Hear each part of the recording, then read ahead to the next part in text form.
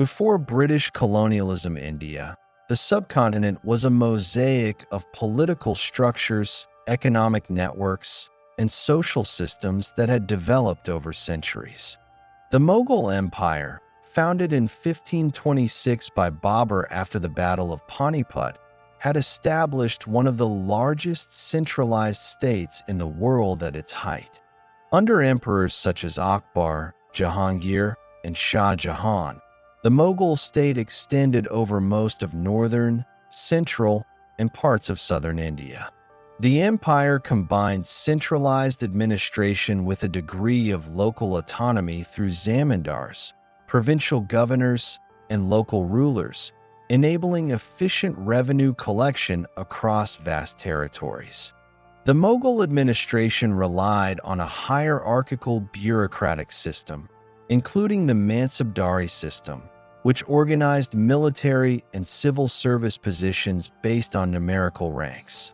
This structure allowed for the mobilization of armies, the administration of justice, and the collection of revenue across diverse regions. By the late 16th century, the Mughal Empire had established a relatively stable political order, although regional rulers in the Deccan, Bengal, and other areas exercised significant autonomy and occasionally challenged imperial authority. Economically, India was one of the most prosperous regions in the world at this time. Agricultural production supported a dense population, while commercial centers facilitated domestic and international trade. Urban centers such as Surat, Ahmedabad, Agra, Delhi, and Lahore served as hubs for textiles, spices, indigo, saltpeter, and other commodities. Indian craftsmanship, particularly in cotton textiles and silk, had achieved global renown. Indian products were in high demand in Europe, Southeast Asia, and the Middle East. Bengal, in particular, was a significant economic region with high agricultural output and thriving textile industries. The agrarian economy was organized around complex landholding patterns, including zamindari, ryatwari, and jagirdari systems, which determined revenue collection, land rights, and labor obligations. Trade with foreign powers had a long history in India. Indian ports on the western and eastern coasts, such as Calicut, Cochin, Masulipatam, and Surat, had hosted Arab, Persian, and later European merchants for centuries. The Portuguese established a presence in India in 1498 after Vasco da Gama arrived in Calicut, setting up a network of fortified trading posts along the western coast. They were followed by the Dutch, who began operations through the Dutch East India Company in the early 17th century, establishing commercial settlements in Surat, Masulipatam, and Pulicat. The French East India Company and other European traders also began to operate in India during the late 16th and early 17th centuries, competing for access to Indian commodities. These early European ventures were primarily commercial, focused on trade in spices, textiles, indigo, and other high-value goods. Their activities depended on negotiating privileges with local rulers who controlled ports, markets, and hinterlands. The European presence in India was initially limited to coastal trading posts. The Portuguese maintained fortified enclaves, such as Goa, as administrative and military centers. The Dutch, French, and later the English established factories, warehouses, and small military detachments to protect their trading operations. These settlements were generally small compared to Indian urban centers, but became critical nodes in expanding European influence over time. European powers relied heavily on local intermediaries, including merchants, moneylenders, and regional rulers, to conduct business. They also introduced new commodities, currencies, and credit systems that gradually integrated Indian markets into global trade networks. The Indian Ocean Trade Network connected India to Southeast Asia, the Middle East, and East Africa. Merchants moved spices, textiles, pearls, and other goods along maritime routes, while inland trade was facilitated by rivers, caravan routes, and local roads. Indian ports were not only centers of trade but also hubs for information, culture, and technology transfer. European traders relied on these networks to acquire goods for export to Europe, where demand for Indian textiles, particularly cotton and silk, had surged. The trade dynamics of the period ensured that India remained central to global commerce, making the subcontinent an attractive destination for emerging European maritime powers. In the late 16th century, the English, seeking to establish a permanent presence in Asian trade, petitioned Queen Elizabeth I for a charter to operate in the East Indies. In 1600, the English East India Company was granted a royal charter, providing the company with rights to trade, establish factories, and negotiate treaties in India and the broader East Asian region. The charter allowed the company to build fortified trading posts, raise its own military contingents, and engage in diplomatic relations with Indian rulers. The company's initial objective was commercial, focusing on acquiring spices, cotton textiles, and other goods for export to England and Europe. It relied on negotiation, local alliances, and limited military power to secure trading privileges, rather than attempting to conquer territory outright. The early English settlements in India were established with the consent of local rulers.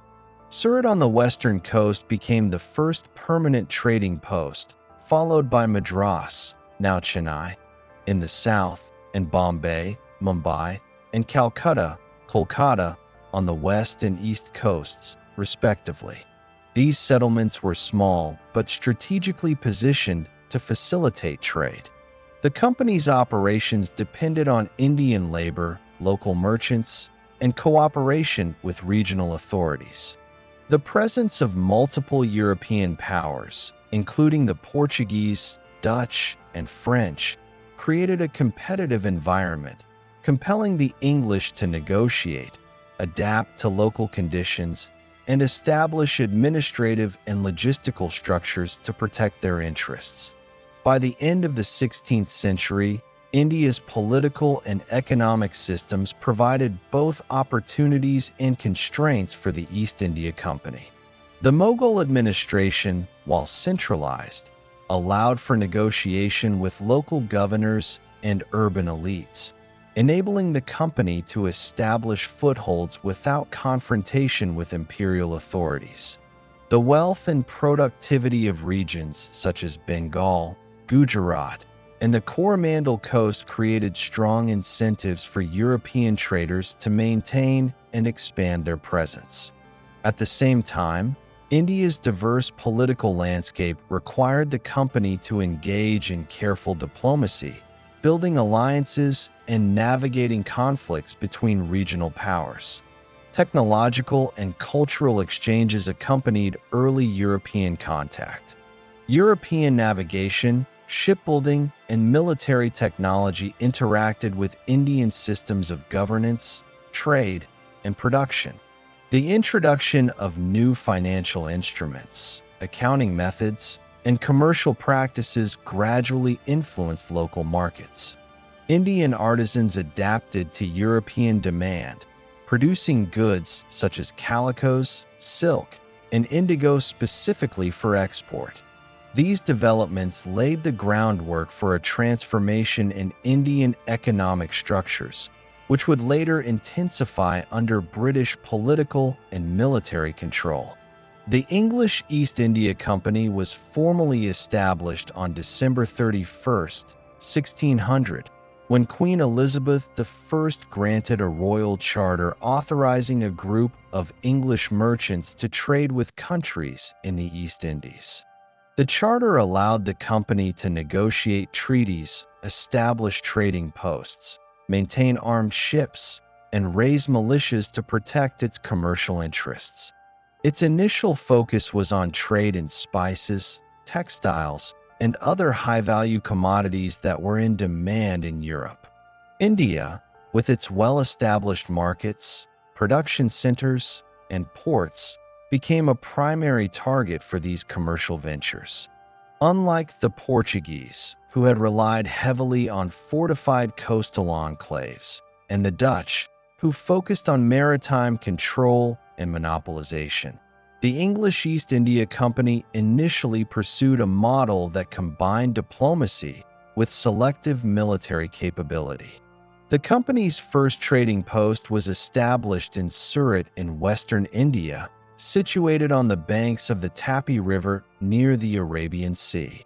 Surat was a significant port under the Mughal Empire, serving as a major center for the export of textiles, indigo, and spices.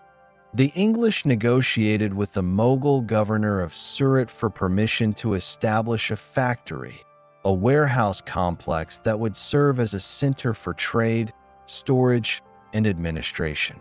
In these early years, the company relied heavily on Indian intermediaries, including local merchants and financiers, to manage logistics, credit, and trade transactions.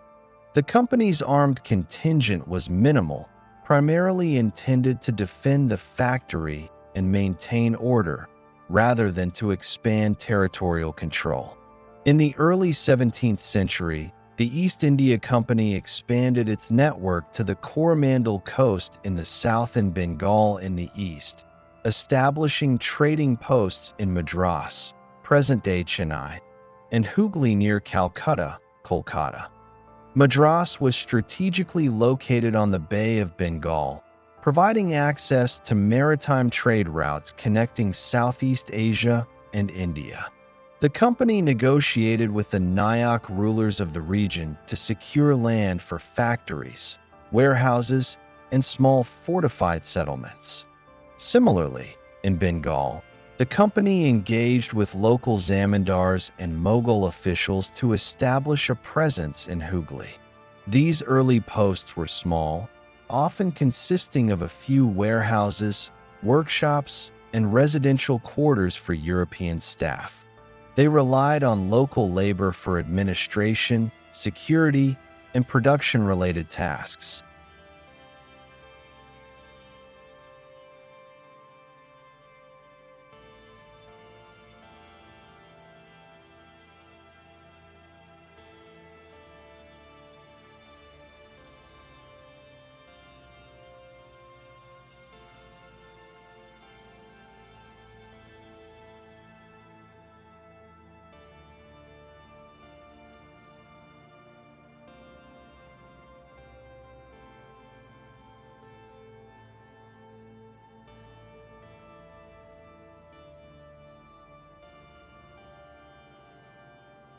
During this period, the company faced competition from other European powers, particularly the Dutch East India Company, VOC, and the French East India Company, both of which had established settlements in India. The Dutch were active in Bengal, Coromandel, and Malabar, while the French maintained a foothold in Pondicherry and other coastal areas. This competition led the English to develop more sophisticated strategies, combining diplomacy, trade negotiations, and selective military engagement to secure favorable terms. For example, the company frequently engaged in alliances with local rulers to counteract Dutch and French influence. At the same time, it invested in building modest fortifications to protect its posts against piracy and regional conflicts. Economically, the company's focus was on acquiring goods that were scarce or highly valued in Europe, including silk, cotton textiles, indigo, saltpeter, and spices such as pepper and cloves. Bengal emerged as a particularly valuable region due to its fertile land, dense population, and well-developed textile industry. The company exported raw materials and finished goods to England, where they were sold at a substantial profit. These operations required careful management of credit, supply chains, and labor, often integrating local merchants and artisans into a growing international trade network. Over time, the company introduced systems of bookkeeping, contracts, and trade regulation modeled on European commercial practices, which influenced local markets and economic structures. The political context of India during this period significantly shaped company operations. While the Mughal Empire retained nominal authority over most of the subcontinent, the central administration delegated substantial autonomy to provincial governors and local rulers. This allowed the company to negotiate trading privileges and secure land for factories without confronting imperial authority directly.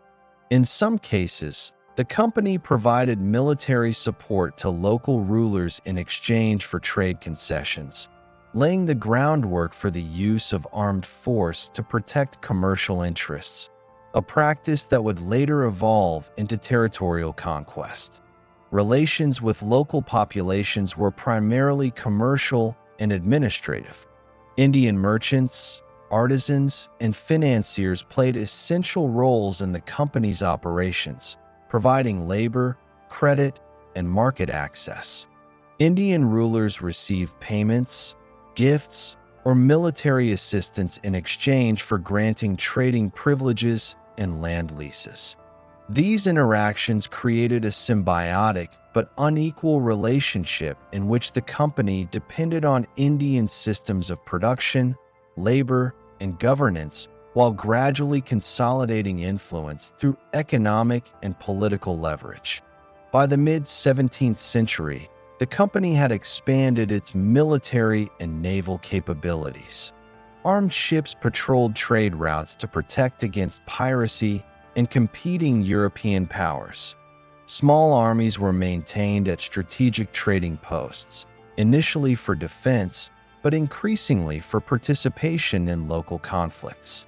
These forces were composed largely of Indian sepoys under the command of European officers, forming the earliest precedent for the company's military organization that would later play a central role in territorial expansion. During this period, Indian states also experienced internal changes that affected the company's opportunities. The Mughal Empire faced administrative challenges, succession disputes, and intermittent rebellions, creating gaps in authority that the company could exploit. Regional powers such as the Marathas in western India and the Nawabs of Bengal exercised local control while maintaining nominal allegiance to the Mughal emperor. The East India Company skillfully negotiated between these powers, securing favorable trade terms, territorial leases, and military alliances that strengthened its position without triggering large-scale conflicts.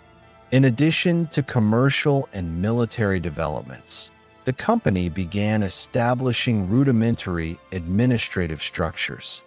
Factories served as local governance centers, managing trade, taxation related to company operations, and coordination of labor and production. European officers maintained records of revenue, imports, exports, and military expenditures.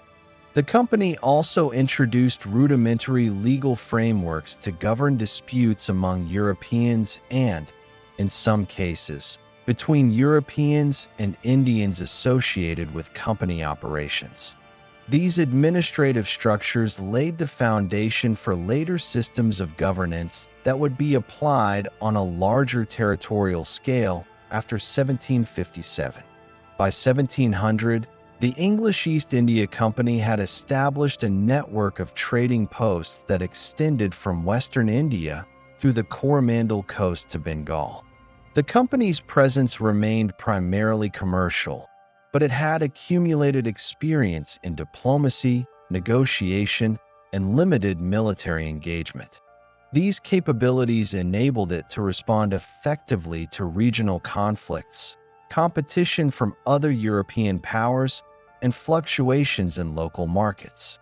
The company's ability to integrate Indian intermediaries into its operations and adapt to local political contexts ensured its survival and gradual expansion during the early decades of the 17th century. Throughout the first half of the 18th century, the company's role in India remained largely that of a commercial intermediary, but it increasingly participated in local power dynamics.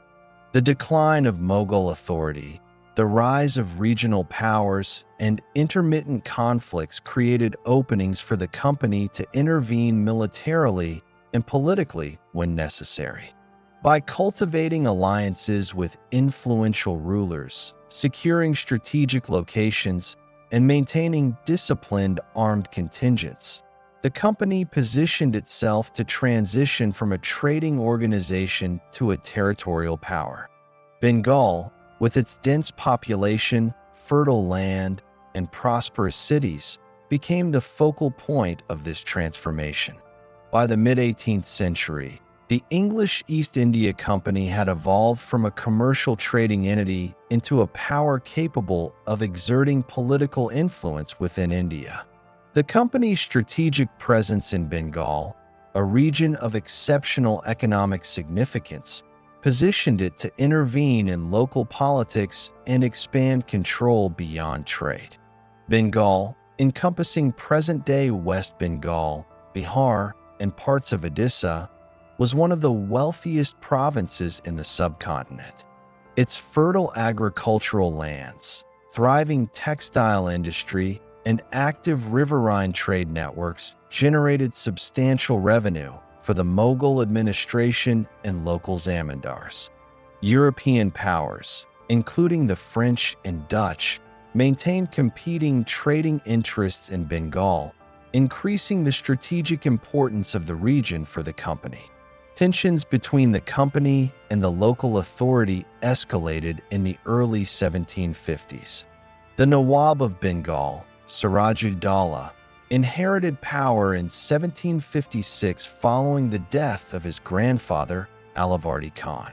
Siraj-ud-Daulah faced a complex political landscape, with internal factionalism among nobles, pressure from regional elites, and the presence of European trading powers.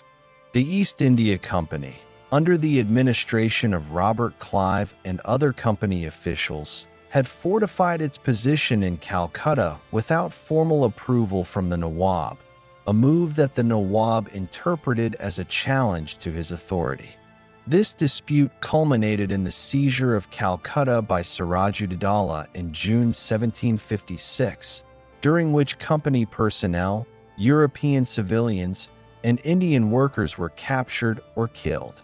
The event, later described as the Black Hole of Calcutta, highlighted the potential for violent conflict between the company and the Nawab and underscored the limitations of company authority when confronted with established political power.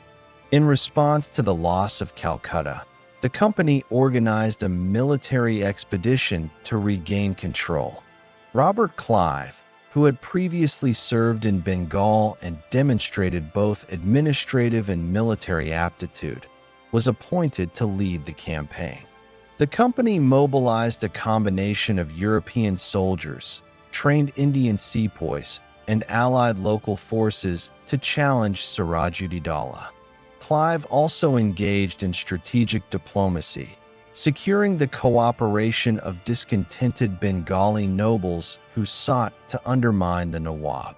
This coalition included Mir Jafar, a senior commander within the Nawab's army, who agreed to support Clive in exchange for the promise of being installed as Nawab following Siraj-ud-Daulah's removal. The combination of military preparation and political negotiation set the stage for a decisive confrontation. The Battle of Plassey, fought on June 23, 1757, took place near the village of Plassey, approximately 150 kilometers north of Calcutta along the Bhagirathi River. The company's forces numbered roughly 3,000 men, composed of 2,100 Indian sepoys trained in European military techniques, 300 European infantry, and several artillery units. In contrast, Siraj-ud-Dowlah's army was significantly larger, estimated at 50,000 soldiers, including infantry, cavalry, and artillery. Despite the numerical disadvantage, Clive's forces possessed superior discipline, training, and artillery deployment, combined with the critical advantage of internal betrayal within the Nawab's ranks. During the battle, Mir Jafar and other conspirators withheld support from Siraj-ud-Dowlah, refusing to engage in combat or actively sabotaging his forces. The Nawab's troops, despite their numerical superiority, were disorganized and poorly coordinated, lacking centralized command. The East India Company deployed artillery effectively to disrupt enemy formations, while infantry units advanced in disciplined formations, exploiting gaps created by the defection of key commanders. Within a few hours, the Nawab's forces collapsed, and Siraj-ud-Dowlah fled the battlefield. He was subsequently captured and executed, solidifying Clive's control over Bengal and marking a turning point in company authority.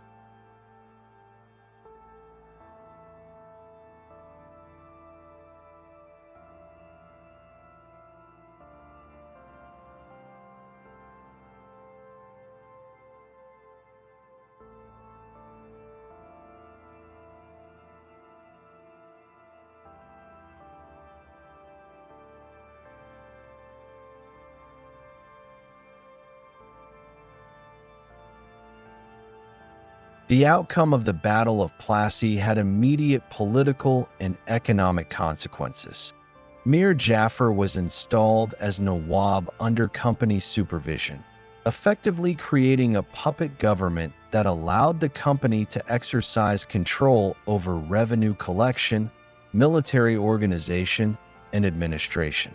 The company secured the right to collect revenues from Bengal's fertile districts, ensuring a steady flow of income to finance its operations, military campaigns, and expansion. The victory established the precedent of using local alliances, political manipulation, and military force to extend influence, a model that would be replicated in subsequent years across India. Economically, the company's control over Bengal provided substantial financial resources. Bengal's agrarian output, including rice, jute, indigo, and saltpeter, along with the thriving textile sector producing muslin and calico, generated enormous profits. The revenue collected by the company allowed reinvestment into military forces, fortifications, and further expansion into neighboring territories. The company also gained the capacity to influence trade policies, tariffs, and commercial practices, integrating Bengal into a broader global trade network under English oversight. These economic advantages laid the foundation for the transformation of the company from a commercial enterprise into a territorial and political power capable of administering regions with considerable autonomy. The victory at Plassey also had strategic implications in the context of European competition.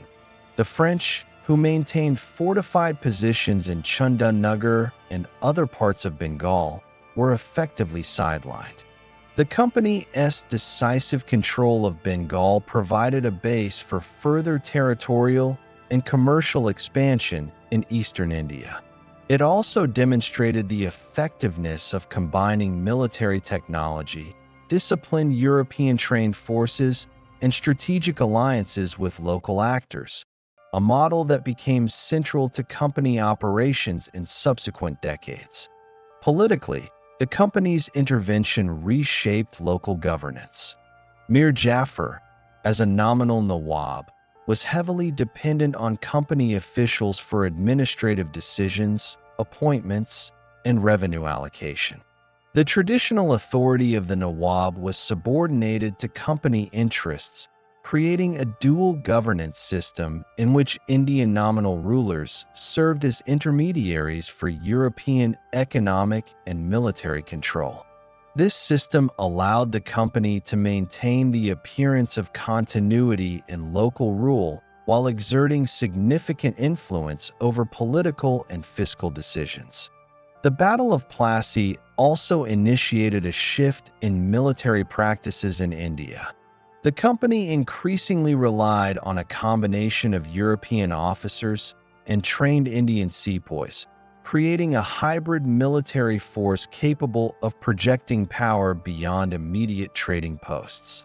Artillery, disciplined infantry formations, and tactical planning became central to operations, while alliances with local elites provided intelligence and additional manpower.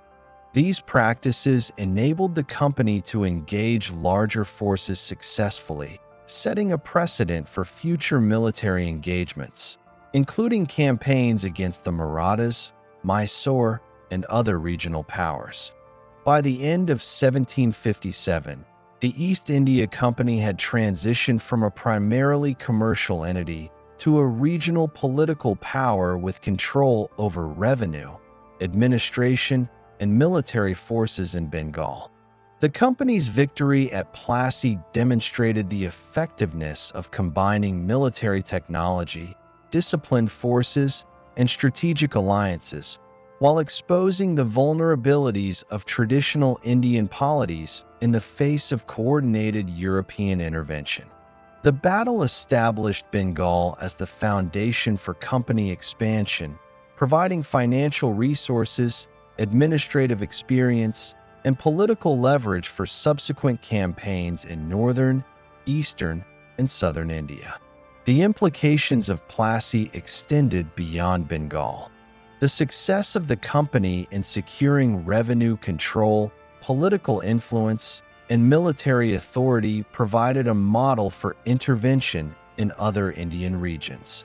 It demonstrated that European powers could leverage internal divisions, elite defections, and superior military organization to gain control over wealthy provinces without direct conquest of the entire territory. This strategic approach became the cornerstone of British expansion in India during the latter half of the 18th century.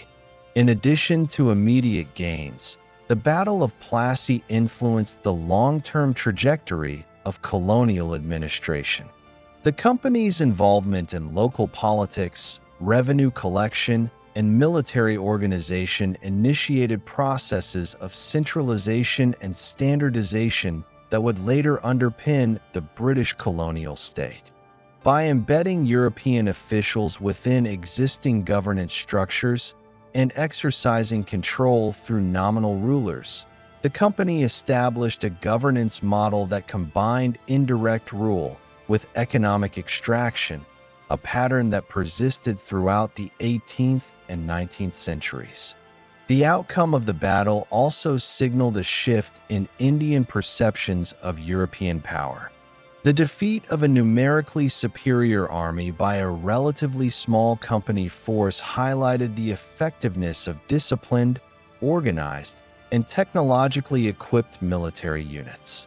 It underscored the potential of European intervention in shaping local politics, revenue systems, and military structures. These lessons influenced both Indian rulers and other European powers, shaping subsequent conflicts, alliances, and negotiations in the subcontinent. By consolidating control over Bengal through Plassey, the East India Company secured a critical financial and political base that enabled further territorial expansion and laid the foundation for the eventual establishment of British colonial rule across India. The battle marked the beginning of a new phase in Indian history in which European commercial interests were increasingly intertwined with political authority, military power, and administrative control setting the stage for the transformation of India into a region dominated by the East India Company and later the British Crown. Following the East India Company's victory at the Battle of Plassey in 1757, its influence in Bengal and surrounding regions expanded rapidly.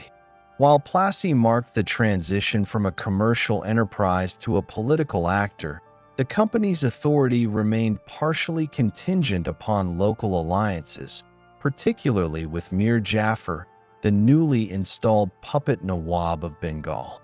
This arrangement allowed the company to collect revenues and influence political appointments, but it also exposed vulnerabilities in the reliance on compromised local rulers and highlighted the ongoing challenge of consolidating control in a complex political environment. In response, the company began to strengthen its military, administrative, and fiscal capacities, setting the stage for a more comprehensive assertion of power across northern India. The Battle of Buxar, fought on October 22, 1764, was a decisive confrontation that extended the company's influence beyond Bengal into Bihar, Awadh, and eventually much of northern India. The conflict arose from a coalition of Indian powers seeking to reassert authority over Bengal and challenge company control. This coalition included the deposed Nawab of Bengal, Mir Qasim, who had succeeded Mir Jafar and attempted to assert independent governance, Shuja-ud-Dawla, the Nawab of Awadh, and Shah Alam II, the nominal Mughal emperor based in Delhi. The coalition represented both a political and military threat to the company, as it combined substantial manpower, regional legitimacy, and shared interests in resisting European intervention in the subcontinent's governance. Mir Qasim, unlike his predecessor Mir Jafar, sought to centralize revenue collection, reduce corruption, and assert authority independent of the company. He implemented administrative reforms, including direct collection of revenue from districts previously under company influence, and attempted to strengthen his military by modernizing his forces with European-style training, artillery, and discipline. These measures were designed to counter the company's growing control and restore the sovereignty of the Nawab's office. Simultaneously, Shuja-ud-Dawla, motivated by regional ambition and political calculations, sought to maintain Awadh's influence over Bengal and secure tribute, while Shah Alam II, weakened by Mughal decline, relied on alliances with regional powers to protect his nominal authority. The company, under the leadership of Hector Munro and other senior officers, anticipated the threat posed by this coalition and prepared for a major military engagement. Company forces numbered approximately 10,000, including European officers and infantry, trained Indian sepoys, and artillery units equipped with field cannons and mortars. In contrast, the combined coalition forces were estimated at over 40,000 men, including infantry, cavalry, and artillery, reflecting the considerable numerical advantage held by the Indian side. Despite this disparity, the company's forces were better trained, disciplined, and strategically coordinated, reflecting lessons learned from previous engagements, including the Battle of Plassey. The battle took place near Buxar, located along the Ganges River in present-day Bihar. The company adopted a defensive formation, positioning artillery to maximize firepower against advancing forces while maintaining flexible infantry lines capable of responding to shifts in enemy tactics. Early in the engagement, coordination among the coalition forces was limited, as Mir Qasim's army, Shuja-ud-Dawla's troops, and Shah Alam II's contingent failed to operate under unified command. Internal distrust, miscommunication, and differing strategic priorities undermined the coalition's ability to capitalize on its numerical advantage.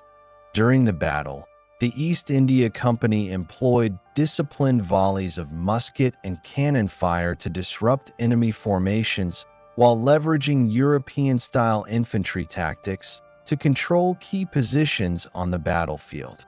Sepoy units, trained according to European drills, advanced in coordinated columns, maintaining lines of fire while securing artillery positions.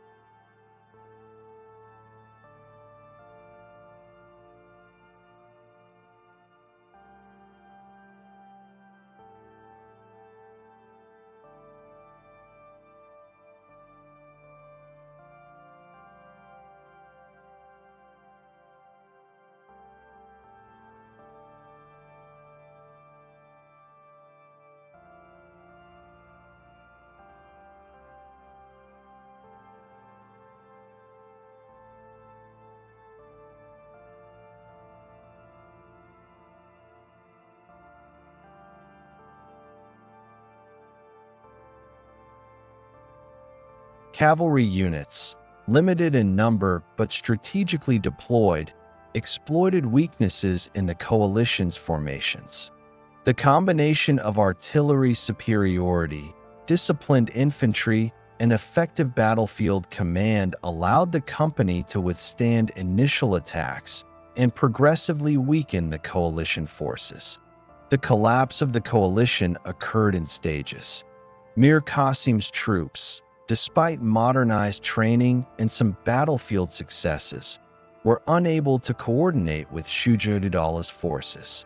Shuja-ud-Dawla's contingent, concerned with protecting Awada's interests rather than achieving decisive victory, withdrew partially during the engagement. Shah Alam II, lacking direct control over his nominal army, contributed little to the cohesion of the coalition. These divisions allowed the company to isolate and defeat sections of the combined force, ultimately resulting in a decisive victory despite being outnumbered 4-1. The consequences of the Battle of Buxar were immediate and far-reaching. The company secured the right to collect revenue directly from Bengal, Bihar, and Orissa under the Diwani system, formalized through treaties with Shah Alam II, who granted revenue collection rights in exchange for annual tribute and military protection. This arrangement effectively transferred fiscal sovereignty from local rulers to the company, providing substantial financial resources to fund administrative expansion, military modernization, and further territorial acquisition. The Diwani of Bengal alone generated an annual revenue estimated at several million rupees, a level sufficient to finance not only local operations, but also campaigns across the subcontinent. Following Buxar, the company imposed treaties on Shuja-ud-Dawla, consolidating influence over Awadh while maintaining nominal allegiance to the Nawab and Mughal emperor. Mir Qasim, who had attempted to resist company authority, was deposed and replaced by a more compliant administration. These arrangements established a precedent for using military victory combined with treaty-making to exercise control over multiple states simultaneously, balancing local autonomy with company dominance. The resulting political structure allowed the company to operate effectively as a regional sovereign without immediately annexing all territories under direct rule. Economically, the consolidation of Bengal, Bihar, and Orissa enabled the company to exploit the region's agrarian and artisanal production systematically. Revenue collection was standardized, with intermediaries and company officials overseeing taxation, trade, and resource allocation.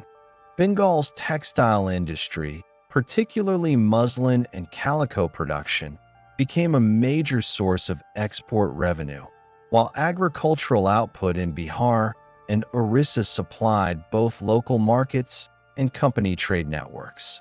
These financial resources supported not only military operations, but also infrastructure development, including riverine transport, fortifications, and warehouses, strengthening the company's long-term operational capabilities. The military organization established after Buxar became a template for company expansion. European officers commanded sepoy regiments trained in European tactics, equipped with standardized firearms, and coordinated with artillery units. This structure allowed the company to engage larger indigenous armies effectively, relying on discipline, strategic planning, and superior firepower. The integration of local allies, often motivated by personal or political interests, complemented this approach, enabling the company to extend influence across regions with minimal direct occupation. Politically, the aftermath of Buxar marked a shift in the balance of power in northern India. The Mughal emperor, once the symbolic sovereign of the subcontinent, was reduced to a nominal figurehead dependent on company support. Regional rulers, including the Nawabs of Bengal and Awadh, operated under company supervision while retaining limited internal authority. This arrangement allowed the company to exercise significant control over taxation, administration, and military matters while minimizing the need for direct governance, providing an early model of indirect colonial rule. By the late 1760s, the East India Company had transitioned from a regional commercial enterprise into a formidable political and military power with sustained control over eastern India. The victories at Plassey and Buxar established the company as the dominant authority in Bengal, Bihar, and Orissa, providing financial resources, administrative experience, and military capacity for further territorial expansion. The consolidation of power demonstrated the effectiveness of combining disciplined European-trained forces, strategic alliances with local elites, and systematic revenue administration, a model that would define company operations for the remainder of the 18th century. Following the consolidation of Bengal, Bihar, and Orissa after the battles of Plassey and Buxar, the East India Company entered a period of territorial expansion, extending its influence across much of the Indian subcontinent. The company's approach combined military campaigns, strategic alliances, and the imposition of subsidiary treaties with local rulers. These efforts were informed by lessons learned in Bengal, particularly the integration of disciplined sepoy forces with European officers, the strategic use of artillery, and the exploitation of internal divisions among Indian polities. The decades following 1770 saw sustained military engagement with several major regional powers, including Mysore in the south, the Maratha Confederacy in western India, and the Sikh states in the Punjab region, creating the foundation for British territorial dominance by the early 19th century. In southern India, the Kingdom of Mysore emerged as the most significant challenge to company expansion. Under Hyder Ali, who assumed de facto control of Mysore in the mid-1760s, and his son Tipu Sultan, Mysore developed a well-organized military state capable of resisting European encroachment. Hyder Ali's forces included a professional army trained in modern tactics, organized artillery units, and a network of fortifications across strategic points in Mysore. Hyder Ali also sought to modernize his administration and revenue collection to sustain military campaigns. Conflicts with the East India Company began in the 1760s and escalated into full-scale warfare during the 1770s. The First Anglo-Mysore War, 1767 to 1769, involved contested control over the Carnatic region, with both sides seeking influence over smaller polities and strategic ports along the southeastern coast. While the war ended inconclusively with the Treaty of Madras, it demonstrated Mysore's capacity to challenge the company militarily and underscored the need for disciplined coordination of forces and secure supply lines. Following Hyder Ali's death in 1782, his son Tipu Sultan assumed leadership, intensifying resistance to British expansion. The Second Anglo-Mysore War, 1780 to 1784, resulted from competing claims over the Carnatic and strategic river territories. Although the war concluded with the Treaty of Mangalore, restoring pre-war boundaries, it highlighted the ongoing threat posed by Mysore and established patterns of protracted conflict and negotiation that characterized company expansion in southern India. The Third Anglo-Mysore War, 1790 to 1792, saw the company, allied with the Marathas and the Nizam of Hyderabad, launching a coordinated campaign against Tipu Sultan. Company forces, numbering tens of thousands of sepoys and supported by European officers, engaged Mysore troops across multiple fronts, employing artillery, fortified siege tactics, and riverine logistics to gain a strategic advantage. The war concluded with the Treaty of Seringapatam, resulting in significant territorial cessions by Mysore to the company and its allies, including control over Malabar and parts of the Carnatic. Tipu Sultan retained his sovereignty but was militarily weakened, setting the stage for the Fourth Anglo-Mysore War, 1799. During this final confrontation, company forces, led by Arthur Wellesley and supported by allied Indian forces, captured Seringapatam, resulting in Tipu Sultan's death and the annexation of Mysore territories into company-controlled domains, marking a decisive step in southern India's integration under British authority. In western and central India, the Maratha Confederacy represented another major obstacle to company expansion. The Marathas were a decentralized coalition of semi-autonomous states under regional chieftains known as Peshwas and Sardars. The Confederacy controlled large areas of Maharashtra, Gujarat, and central India, maintaining significant military forces including cavalry, infantry, and artillery. Conflicts between the company and the Marathas arose over disputed territories, trade rights, and political influence, particularly as the Marathas sought to expand northward into territories adjacent to company-controlled Bengal and the Carnatic. The First Anglo-Maratha War, 1775 to 1782, was triggered by succession disputes in the Maratha leadership, with the company supporting one claimant in exchange for political and commercial concessions. The war consisted of intermittent battles, sieges, and treaty negotiations, culminating in the Treaty of Salbai, which largely restored pre-war boundaries but established a precedent for company involvement in Maratha succession disputes. Subsequent conflicts, including the Second Anglo-Maratha War, 1803 to 1805, involved coordinated company campaigns with disciplined sepoy regiments, and artillery support, exploiting internal divisions among Maratha leaders to secure strategic territories in western India, including significant portions of modern-day Maharashtra, Gujarat, and Madhya Pradesh.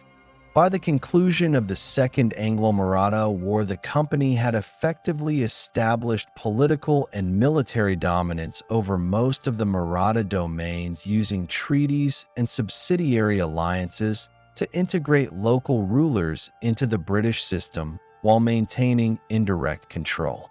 In the northwestern regions of India, the Sikh states in Punjab represented a fragmented but formidable political entity. During the late 18th century, Sikh missals, or confederacies, controlled various territories across the Punjab plains.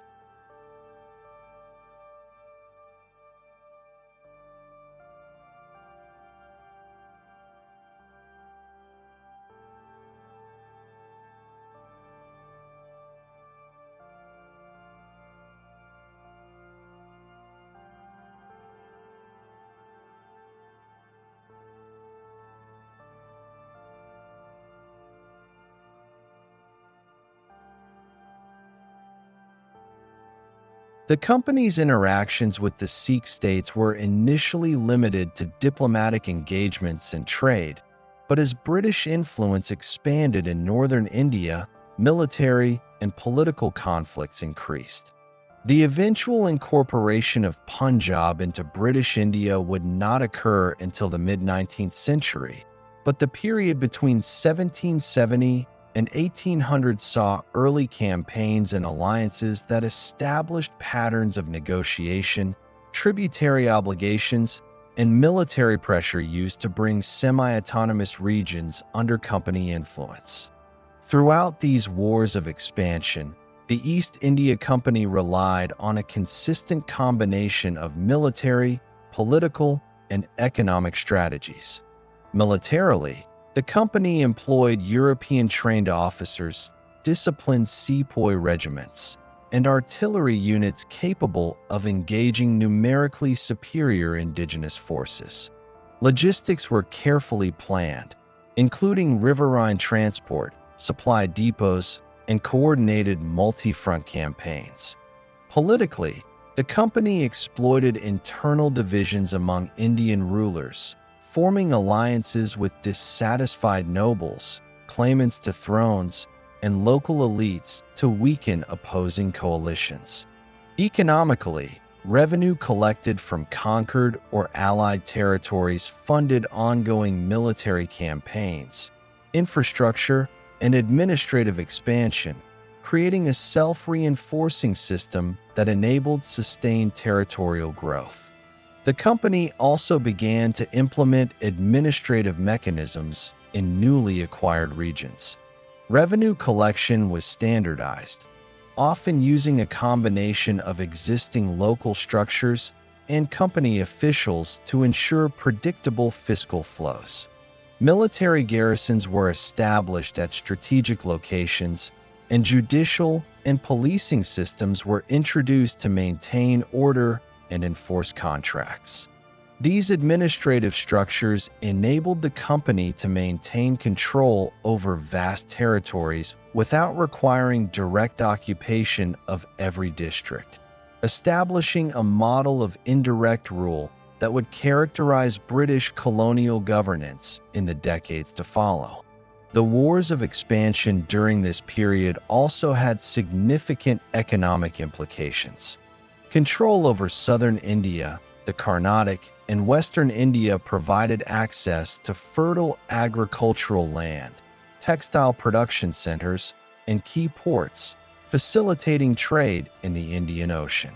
The capture of Mysore territories secured access to spices, indigo, and silk, while Western Indian acquisitions provided strategic revenue bases and strengthened trade networks. These economic gains allowed the company to finance both further military campaigns and the administration of existing territories, reinforcing its capacity for sustained expansion. By 1800, the East India Company had transformed from a commercial trading enterprise into a territorial power capable of controlling large regions of India through military force, strategic alliances, and administrative oversight. The combination of disciplined European-trained armies, locally recruited sepoys, strategic treaty-making, and systematic revenue collection enabled the company to integrate diverse regions into a coherent political and economic framework. Territories acquired through these wars formed the foundation of British control in India, extending influence across southern, western, and northern regions while preparing the company for subsequent engagements with remaining autonomous polities. By the early 19th century, the East India Company had firmly established itself as the dominant political and military authority across much of India. The period between 1800 and 1857 saw the consolidation of territorial control alongside systematic economic and administrative reforms designed to extract revenue, regulate trade, and integrate India into a broader imperial framework. Company officials increasingly recognized that political authority alone was insufficient to maintain dominance without control over economic production, taxation, and local governance, leading to the development of policies that would fundamentally reshape Indian society, agriculture, and commerce. The economic model implemented by the company relied heavily on land revenue extraction, which became the principal source of income. Bengal, Bihar, and Orissa, regions acquired after the battles of Plassey and Buxar, provided substantial revenue through the Diwani system. Under this arrangement, the company obtained the right to collect taxes directly from peasants and zamindars, bypassing traditional intermediaries where possible and standardizing assessments to maximize revenue. These policies were formalized and expanded in subsequent decades, most notably through the Permanent Settlement of 1793, which created a fixed land tax payable by zamindars to the company. While intended to stabilize revenue collection, the settlement entrenched landlord power, increased pressure on peasants, and allowed the company to secure predictable fiscal resources for administration and military expenditure. In other regions, including southern India and the Carnatic, the company implemented variations of Ryotwari and Malguzari systems, which directly assessed individual cultivators and intermediaries based on land productivity. These systems required extensive surveying, record-keeping, and administrative oversight, reflecting the company's commitment to institutionalizing revenue extraction. Collectors and subordinate officials were employed to assess land value, supervise collection, and enforce compliance. Revenue policies emphasized predictability and enforceability, ensuring that local and regional administration aligned with company objectives rather than indigenous customs, creating a standardized fiscal apparatus across diverse regions. Agricultural production was directly influenced by the company's policies. Crops such as indigo, opium, cotton, and saltpeter were increasingly cultivated for export, often under contractual or coercive arrangements imposed on local cultivators. Opium production in Bihar and Bengal, for example, was organized to supply markets in China, generating substantial profits through company-controlled trade. Indigo cultivation in Bengal, Bihar, and Madras was similarly organized, with planters often forced to sell at prices determined by the company, affecting local economies and altering agricultural priorities. The emphasis on export crops shifted land use from subsistence agriculture to commercial production, increasing dependency on company-directed markets and affecting food security in certain regions. Trade policies reinforced the company's economic dominance. India's textile industry, particularly in Bengal, was a significant source of wealth, producing muslin, calico, and other fine fabrics for European markets. The company imposed policies restricting local production in ways that protected British textile imports, limiting competition from Indian weavers while controlling export routes. Raw materials were systematically extracted, processed, and shipped to Britain or company-controlled markets, integrating India into a global trade network oriented toward British economic interests. These practices expanded revenue and facilitated industrial supply chains in Europe, demonstrating the interdependence of colonial administration and global commerce. Administrative consolidation accompanied economic exploitation. The company developed hierarchical structures that combined European officials with trained Indian clerks and intermediaries. Positions ranged from collectors responsible for revenue to judicial officers overseeing local disputes. Administrative responsibilities were codified, including record-keeping, taxation, policing, and public order enforcement. The implementation of European legal principles, alongside adaptations of customary Indian law, created a dual system of governance. While nominally preserving local structures, the company increasingly exercised authority over appointments, revenue assessment, and dispute resolution, ensuring that governance served fiscal and political objectives rather than local autonomy. Military presence remained central to enforcing economic policies. The company maintained well-organized sepoy regiments and European officer corps deployed across strategic districts to secure revenue collection, suppress rebellion, and protect trade routes. Fortifications and garrisons were established in major administrative centers, ensuring the rapid projection of force when necessary. Military authority was often exercised alongside civil administration, particularly in revenue enforcement and anti-rebellion campaigns, integrating coercion into the mechanisms of economic control. The early 19th century also saw the use of subsidiary alliances and treaties to extend indirect control over princely states while ensuring economic benefit. States such as Awadh, Hyderabad, and Mysore retained nominal sovereignty but were required to maintain British-approved armies, pay tribute, and align with company interests in trade and taxation. These arrangements allowed the company to extract resources and influence political decision-making without direct occupation, creating a model of indirect administration that balanced fiscal extraction with minimal administrative overhead. Public infrastructure development was subordinate to economic objectives. Roads, river navigation improvements, and port enhancements were primarily designed to facilitate trade, revenue collection, and troop movement rather than local economic development. Railways, telegraph systems, and irrigation projects, which would expand in the mid-19th century, had their foundations in policies aimed at ensuring the efficient transport of goods and revenue to company-controlled markets.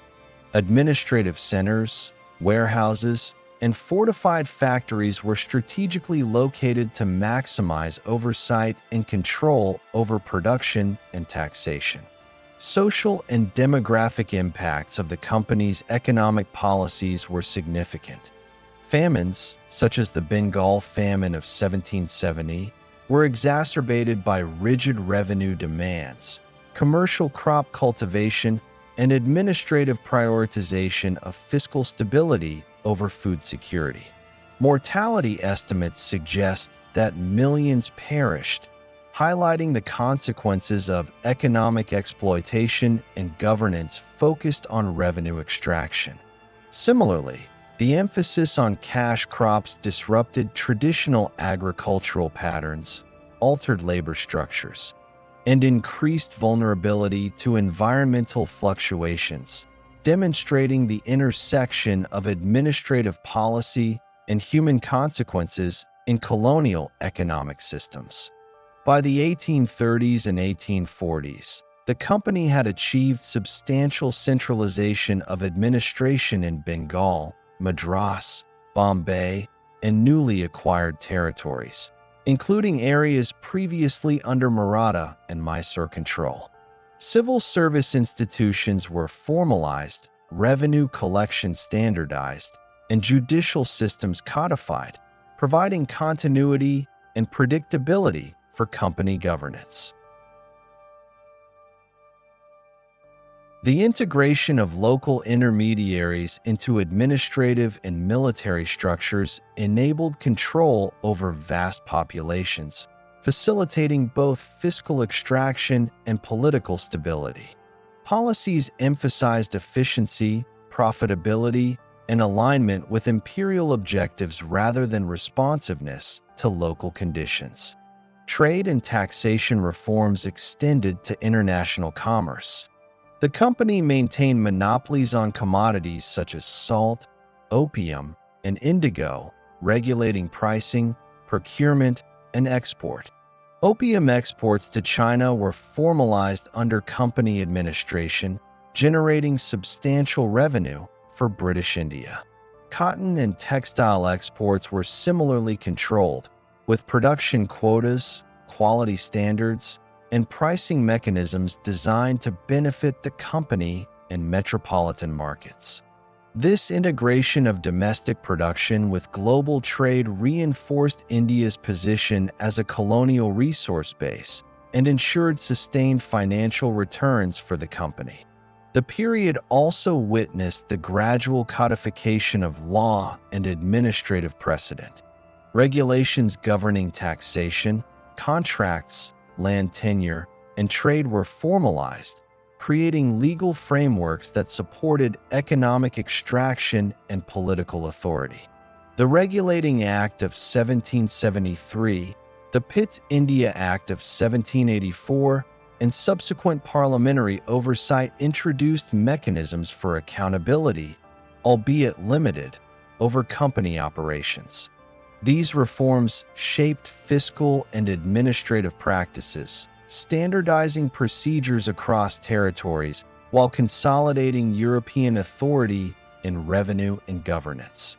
The expansion of the East India Company's political and economic authority across India during the early 19th century had profound social and cultural consequences. While the company's primary focus was revenue extraction and territorial control, its administrative and legal policies, as well as interactions with local elites, fundamentally reshaped social hierarchies, educational structures, and cultural practices. By the period preceding 1857, the cumulative effects of these policies were evident in urban development, land tenure systems, occupational patterns, and the emergence of new social and political dynamics.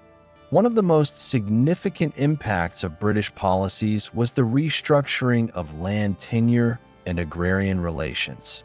The permanent settlement of Bengal, implemented in 1793 under Lord Cornwallis, created a class of zamindars with fixed revenue obligations to the company. These zamindars gained substantial authority over tenant cultivators, often extracting maximum rents to meet company demands. The system entrenched hierarchical land relations, increased rural indebtedness, and intensified pressure on peasants, particularly in Bengal, Bihar, and Orissa. In other regions, such as Madras and Bombay presidencies, the Ryotwari system placed the burden of revenue directly on cultivators, requiring individual land assessment and payment. While intended to streamline taxation, these policies disrupted traditional village governance, altered customary land rights, and increased vulnerability to economic fluctuations, creating tensions that would later contribute to social unrest. The company also influenced occupational and artisanal structures through policies that prioritized cash crops and export commodities. Traditional textile production, particularly muslin in Bengal and cotton in Western India, faced restrictions or competition from company-controlled trade networks. Weavers and artisans were subject to fluctuating demand, coercive pricing, and disruption of local guild systems. Indigo cultivation in Bengal and Bihar, organized under company supervision, often forced peasants to grow crops for European markets rather than subsistence agriculture, reducing local food security and altering labor patterns. Similarly, opium cultivation in Bihar for export to China created new labor demands and integrated rural populations into a global commodity economy. These policies reshaped livelihoods, introduced market dependency, and gradually undermined indigenous economic autonomy. Education and intellectual life were influenced indirectly by company administration. While the early 19th century did not see widespread formal education policies, the introduction of English language instruction, missionary schools, and legal codification had cumulative cultural effects. The establishment of Fort William College in Calcutta in 1800 reflected the company's interest in producing administrators conversant in Indian languages, law, and customs. Curriculum and teaching were primarily oriented toward governance, revenue collection, and translation of Indian texts into English. Missionary efforts, encouraged by company toleration and European presence, introduced Western-style education in select urban areas, fostering literacy, engagement with European scientific and literary knowledge, and exposure to new religious ideas. These initiatives influenced the emerging Indian intelligentsia, laying the groundwork for reformist movements and later nationalist thought. Legal and administrative reforms reshaped social and political relations. The company codified civil and criminal law, integrating British principles with adapted elements of Hindu and Islamic legal traditions. The Regulating Act of 1773, the Charter Act of 1813, and subsequent administrative regulations formalized judicial structures, clarified authority, and created mechanisms for dispute resolution. Civil courts and criminal tribunals, staffed by European officers and trained Indian assistants, increasingly displaced traditional panchayats and local judicial bodies. These reforms influenced social behavior, regulated property rights, and reinforced hierarchical governance structures aligned with company authority. Urban development reflected both administrative needs and social consequences. Company administrative centers, forts, and trading hubs, including Calcutta, Bombay, and Madras, became focal points for European commercial and political activity.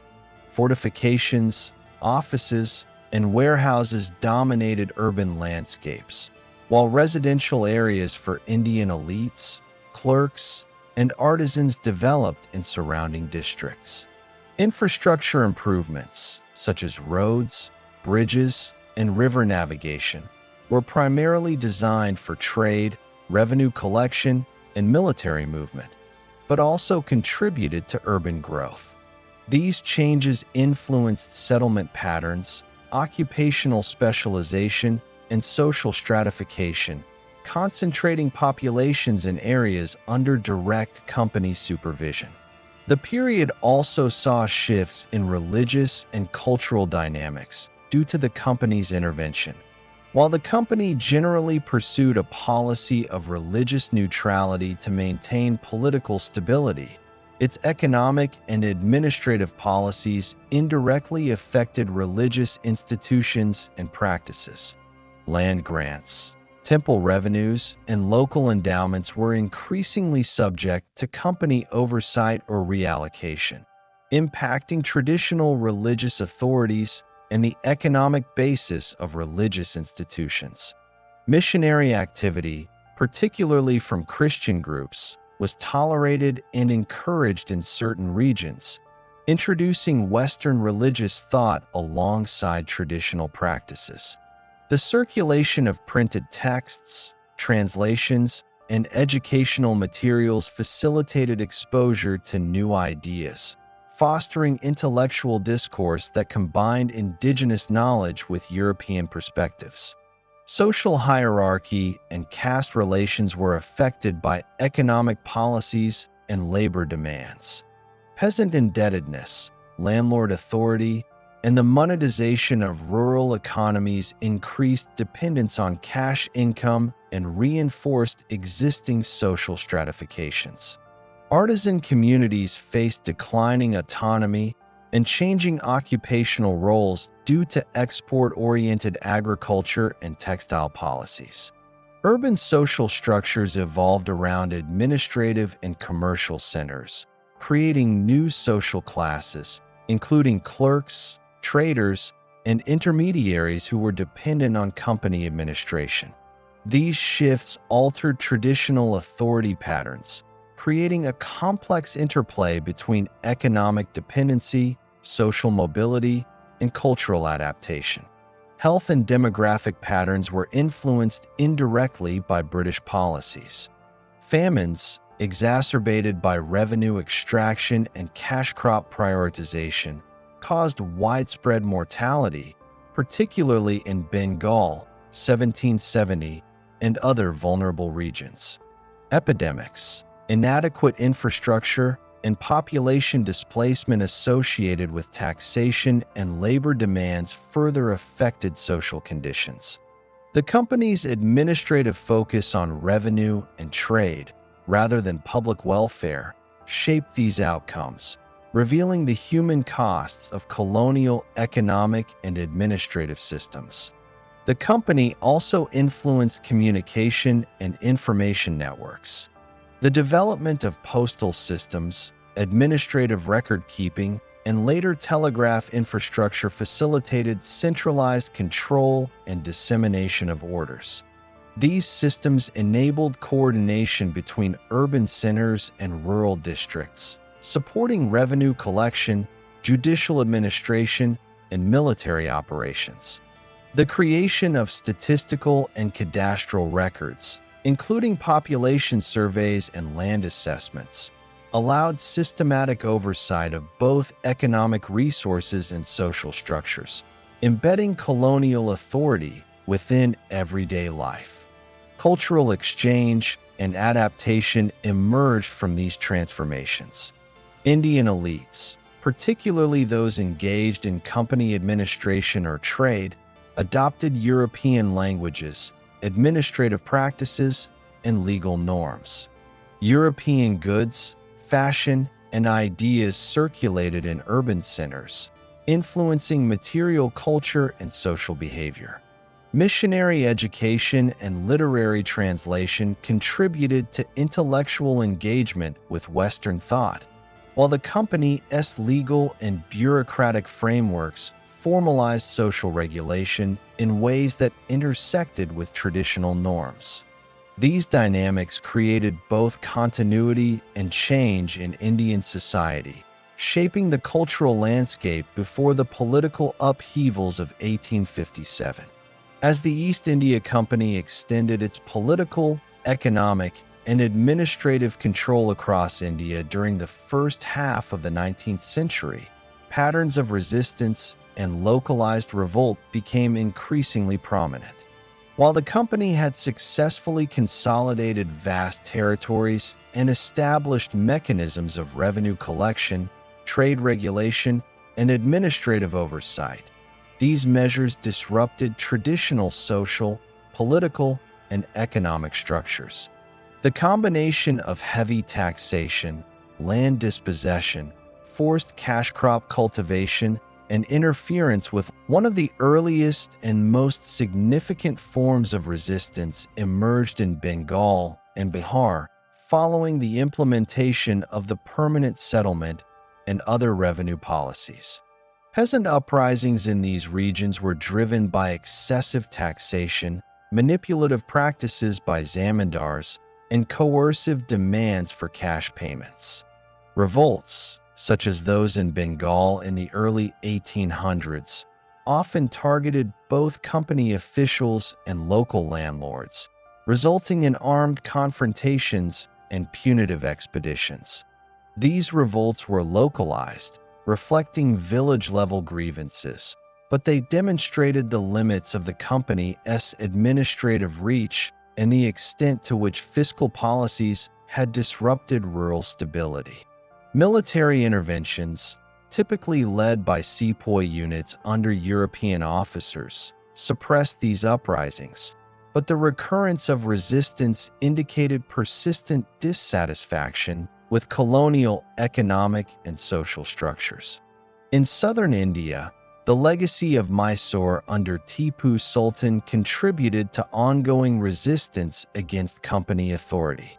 After the annexation of Mysore in 1799, remnants of Tipu Sultan's supporters engaged in sporadic uprisings, particularly in the Malabar region and the Western Ghats. These movements included guerrilla tactics, localized attacks on company forces, and mobilization of disaffected soldiers and peasants. The company responded by maintaining a network of garrisons, increasing military patrols, and enforcing strict administrative control over key districts. Resistance in southern India also intersected with the broader disruption of agrarian and trade networks, as company-imposed taxation and cash crop cultivation altered local economies and fueled grievances among both peasants and artisans. The Maratha territories in western and central India experienced continued unrest during the early 1800s, particularly following the Second Anglo-Maratha War, 1803 to 1805. While the company had secured nominal political authority through treaties and subsidiary alliances, internal divisions within the Maratha Confederacy created opportunities for localized resistance. Revolts often involved rebellious sardars, disaffected soldiers, and rural populations resisting taxation and company oversight. These uprisings were generally limited in scale, but demonstrated the fragility of political integration when local elites remained dissatisfied with imposed authority. The company relied on military campaigns, strategic alliances with compliant Maratha leaders, and administrative oversight to maintain control, but the persistence of unrest underscored the challenges of managing culturally diverse and politically fragmented territories. In the northwestern regions, including present-day Uttar Pradesh, resistance often centered on discontent with land policies, revenue collection, and interference with local authority. Peasant uprisings, particularly in Awadh and Rohilkhand, were fueled by high revenue demands, confiscation of land by company officials, and the imposition of new legal and administrative frameworks. These revolts, sometimes coordinated with regional military leaders or former nobility, aimed to challenge the company's fiscal authority and protect traditional rights. Military suppression involved both punitive expeditions and administrative reforms designed to integrate local leaders into the colonial system, creating a balance between coercion and strategic accommodation. Religious and cultural factors also influenced patterns of resistance. While the company generally maintained a policy of religious neutrality, its policies indirectly affected the authority of traditional religious institutions, temples, and endowments. Land confiscation, revenue extraction, and administrative oversight altered the economic basis of religious establishments, provoking opposition from local clergy and their communities. Missionary activities, though limited in scope before 1857, sometimes intensified cultural tensions, particularly when associated with attempts to reform social practices such as sati or caste discrimination. Resistance movements occasionally invoked religious sentiment, appealing to communal identity or traditional authority as a basis for challenging company policies. Military revolts formed a critical component of resistance, particularly among the sepoy regiments recruited across Bengal, Awadh and other territories. The recruitment of Indian soldiers into company armies created a paradoxical situation. Sepoys were trained and disciplined under European command, yet they retained connections to local communities and traditional authority structures. Discontent over pay, promotion, cultural restrictions, and interference with religious practices occasionally resulted in mutinous behavior. Early instances of sepoy unrest, recorded in the 1820s and 1830s, were typically isolated and localized, but reflected structural tensions inherent in a colonial military dependent on indigenous forces. The company implemented measures to enforce discipline, including rotation, surveillance, and strict punitive responses, while also attempting to accommodate religious and cultural practices to maintain long-term loyalty. Economic grievances often intersected with military and political resistance. The emphasis on cash crop production, such as indigo, opium, and cotton, created hardships for peasants whose subsistence crops were marginalized. Land confiscation, debt accumulation, and coercive contracts exacerbated economic insecurity. Revolts in Bihar, Bengal, and southern India frequently centered on these economic pressures, combining peasant participation with support from local elites or disgruntled former rulers. The company's response combined military force, administrative realignment, and, in some cases, adjustment of revenue practices, reflecting a pragmatic approach to maintaining authority while extracting resources. Technological and logistical advantages, including artillery, disciplined infantry, and rapid communication networks, allowed the company to suppress uprisings efficiently. Garrison troops in key districts, combined with intelligence networks drawing on local informants, enabled rapid identification and containment of resistance. However, the recurrence of revolts across multiple regions demonstrated that military superiority alone could not eliminate opposition. Persistent social, economic, and cultural grievances ensured that resistance remained a recurring feature of colonial rule, creating conditions for larger-scale uprisings in the mid-19th century. The period also witnessed early forms of organized political opposition, particularly among the educated elite emerging from missionary schools, Fort William College, and administrative employment. While these movements were not yet revolutionary in scope, they articulated grievances regarding taxation, legal reforms, and administrative centralization. Pamphlets, petitions, and public assemblies, though limited in reach, represented the beginnings of structured engagement with company authority, contributing to the broader context of dissent and resistance that would culminate in the Rebellion of 1857. By 1857, localized revolts, military unrest, and political dissent had created a cumulative environment of instability in regions across India. Peasant uprisings, resistance in former princely states, and sepoy mutinies reflected the social, economic, and cultural pressures induced by company policies.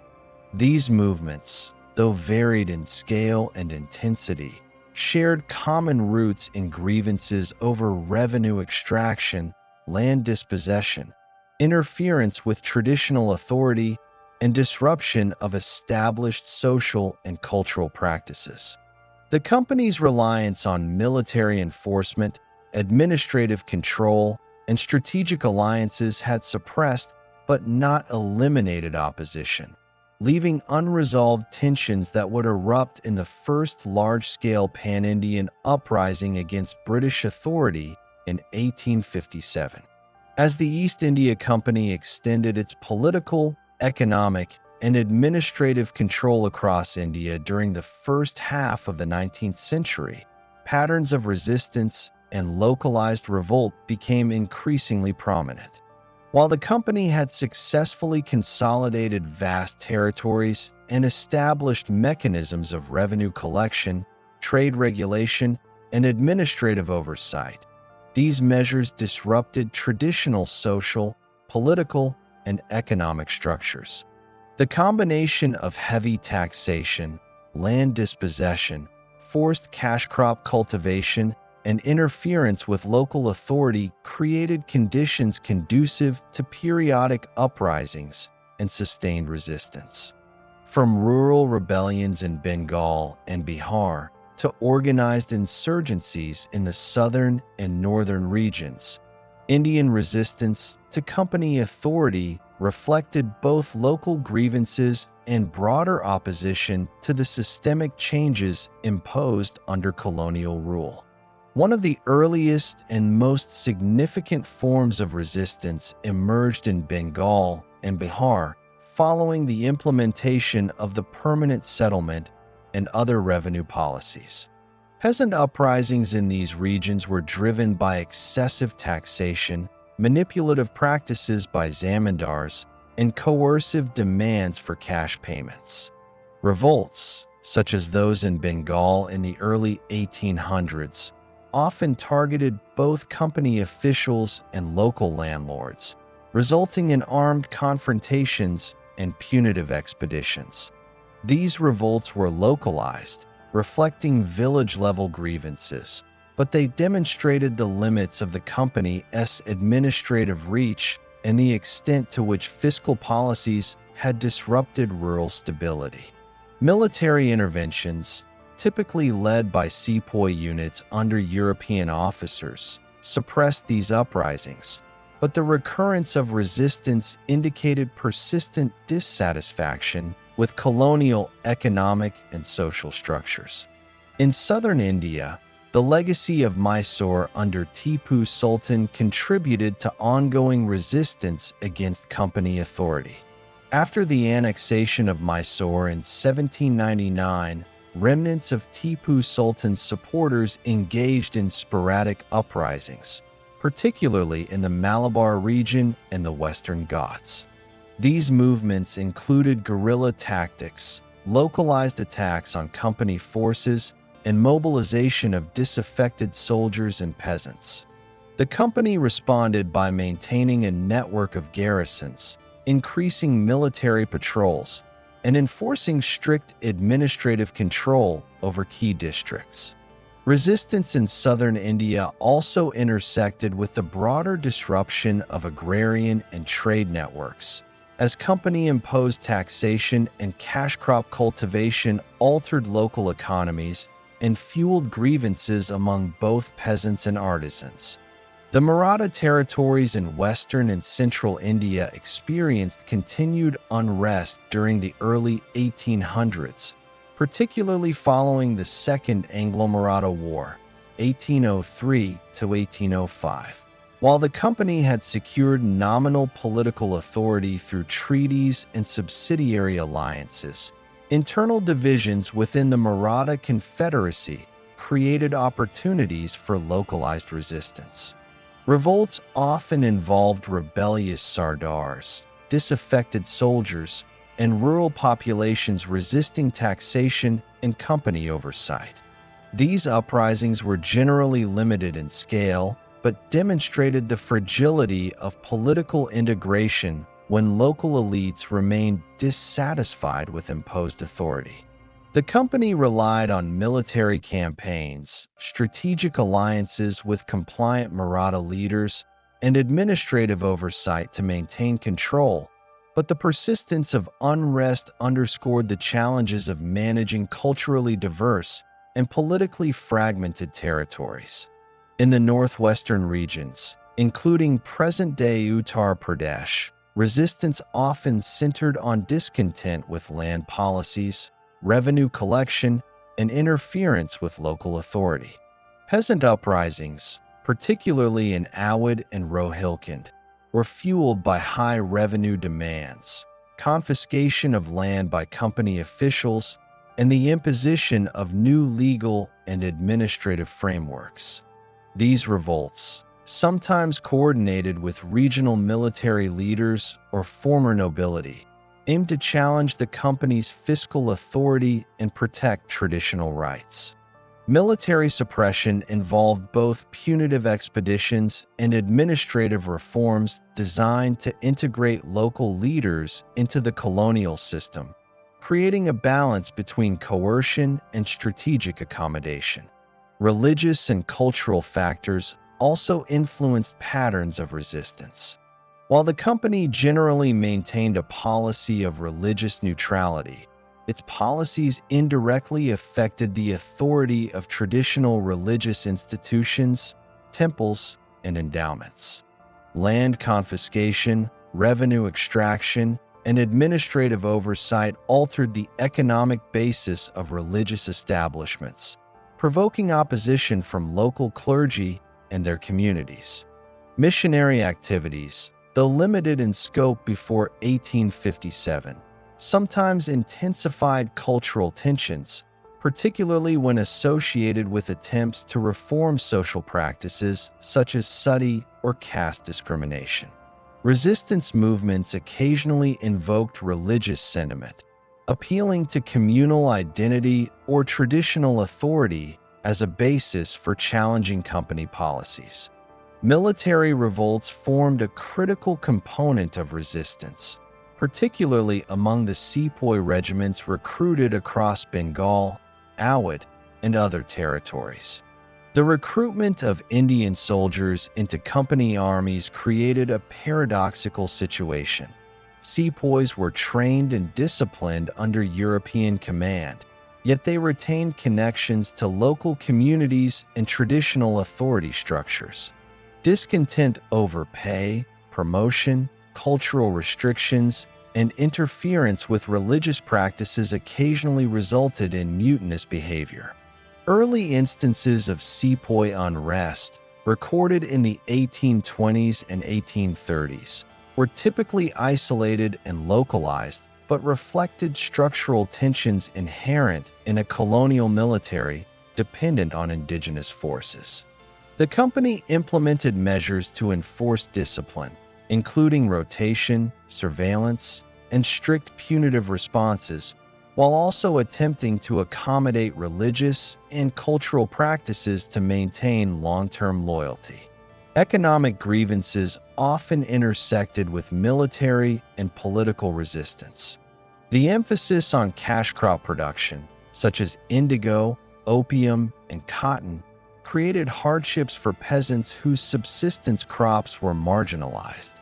Land confiscation, debt accumulation, and coercive contracts exacerbated economic insecurity. Revolts in Bihar, Bengal, and southern India frequently centered on these economic pressures, combining peasant participation with support from local elites or disgruntled former rulers. The company's response combined military force, administrative realignment, and, in some cases, adjustment of revenue practices, reflecting a pragmatic approach to maintaining authority while extracting resources.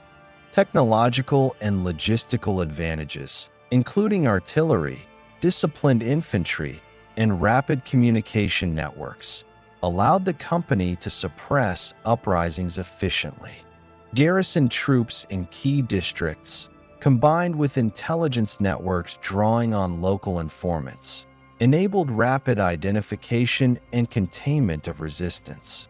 However, the recurrence of revolts across multiple regions demonstrated that military superiority alone could not eliminate opposition. Persistent social, economic, and cultural grievances ensured that resistance remained a recurring feature of colonial rule, creating conditions for larger-scale uprisings in the mid-19th century.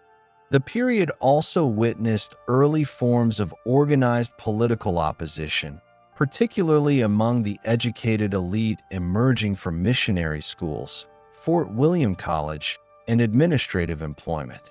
While these movements were not yet revolutionary in scope, they articulated grievances regarding taxation, legal reforms, and administrative centralization. Pamphlets, petitions, and public assemblies, though limited in reach, represented the beginnings of structured engagement with company authority, contributing to the broader context of dissent and resistance that would culminate in the Rebellion of 1857. By 1857, localized revolts, military unrest, and political dissent had created a cumulative environment of instability in regions across India. Peasant uprisings, resistance in former princely states, and sepoy mutinies reflected the social, economic, and cultural pressures induced by company policies.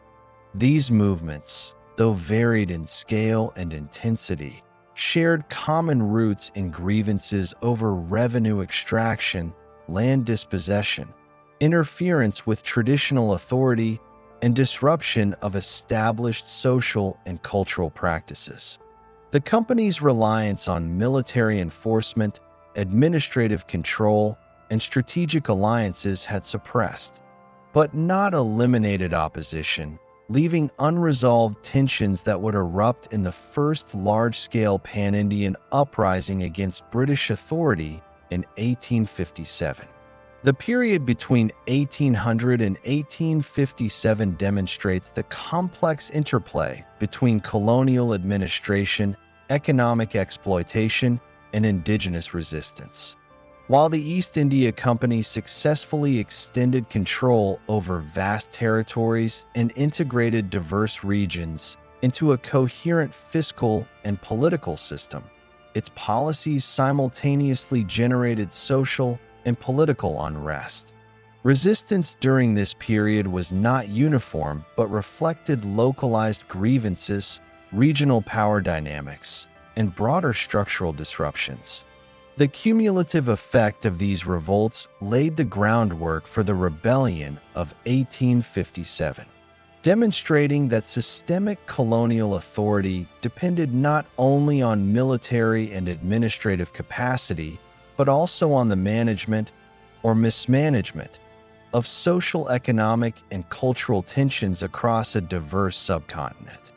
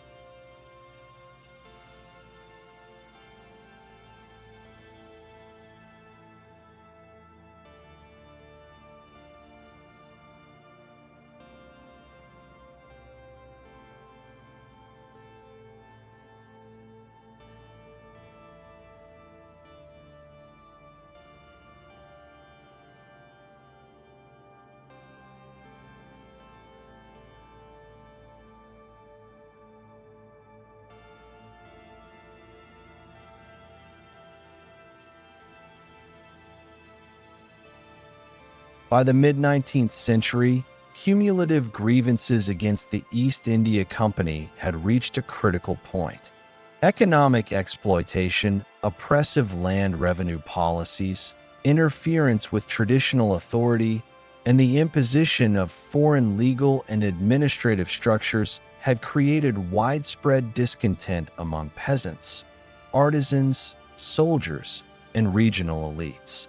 Military discontent among sepoy regiments, already evident in earlier localized mutinies, intersected with these broader social and economic pressures, creating conditions for a large-scale uprising that would challenge company authority across northern and central India in 1857.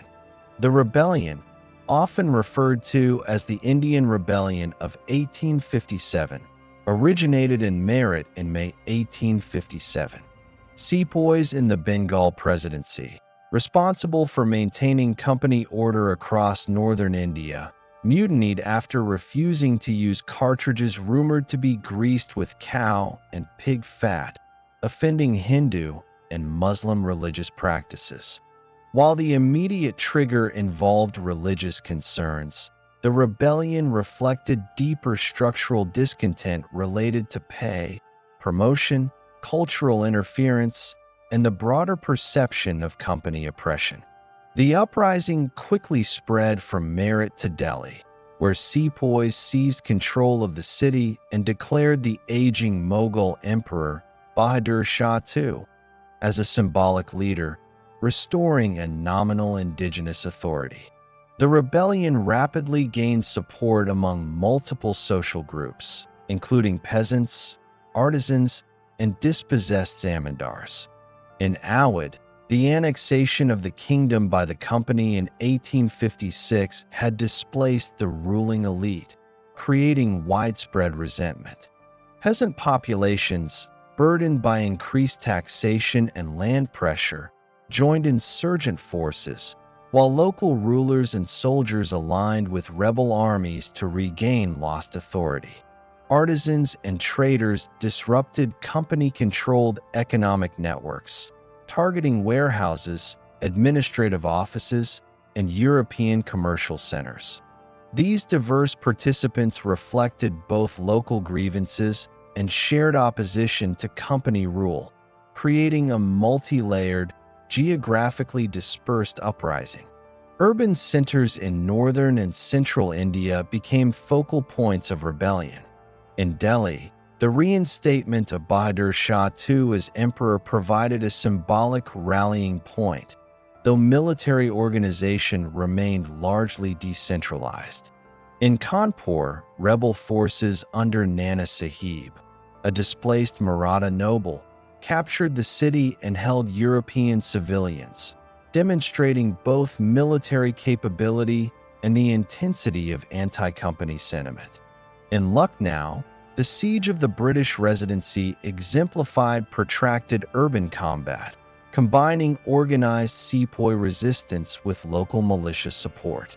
Similar uprisings occurred in Jhansi, Gwalior, and other regions formerly under Maratha or princely authority, indicating that discontent was widespread across multiple social, political, and regional contexts. Despite initial successes, the rebellion faced structural challenges. While sepoy regiments were disciplined and well-armed, coordination between distant rebel centers was limited. Regional loyalties often took precedence over broader strategic planning, and insurgent forces lacked uniform command structures comparable to company armies. The East India Company, benefiting from superior logistics, disciplined European units, and access to reinforcements from both Britain and loyal Indian states, gradually regained the initiative. Military campaigns combined infantry, artillery, and cavalry, systematically isolating rebel-held urban centers and suppressing resistance through both combat and punitive measures. Economic and social motivations for participation in the rebellion were significant. Land dispossession in Awadh, the restructuring of Bengal's agrarian economy, the decline of artisan industries, and coercive labor demands for cash crop production created pervasive dissatisfaction. Peasants and local elites sought to reclaim autonomy and redress perceived injustices, while sepoys reacted to both religious grievances and the broader context of oppression under company policies.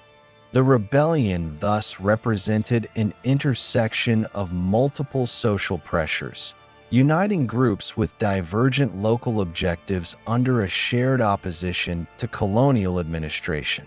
The suppression of the rebellion involved extensive military campaigns across northern and central India.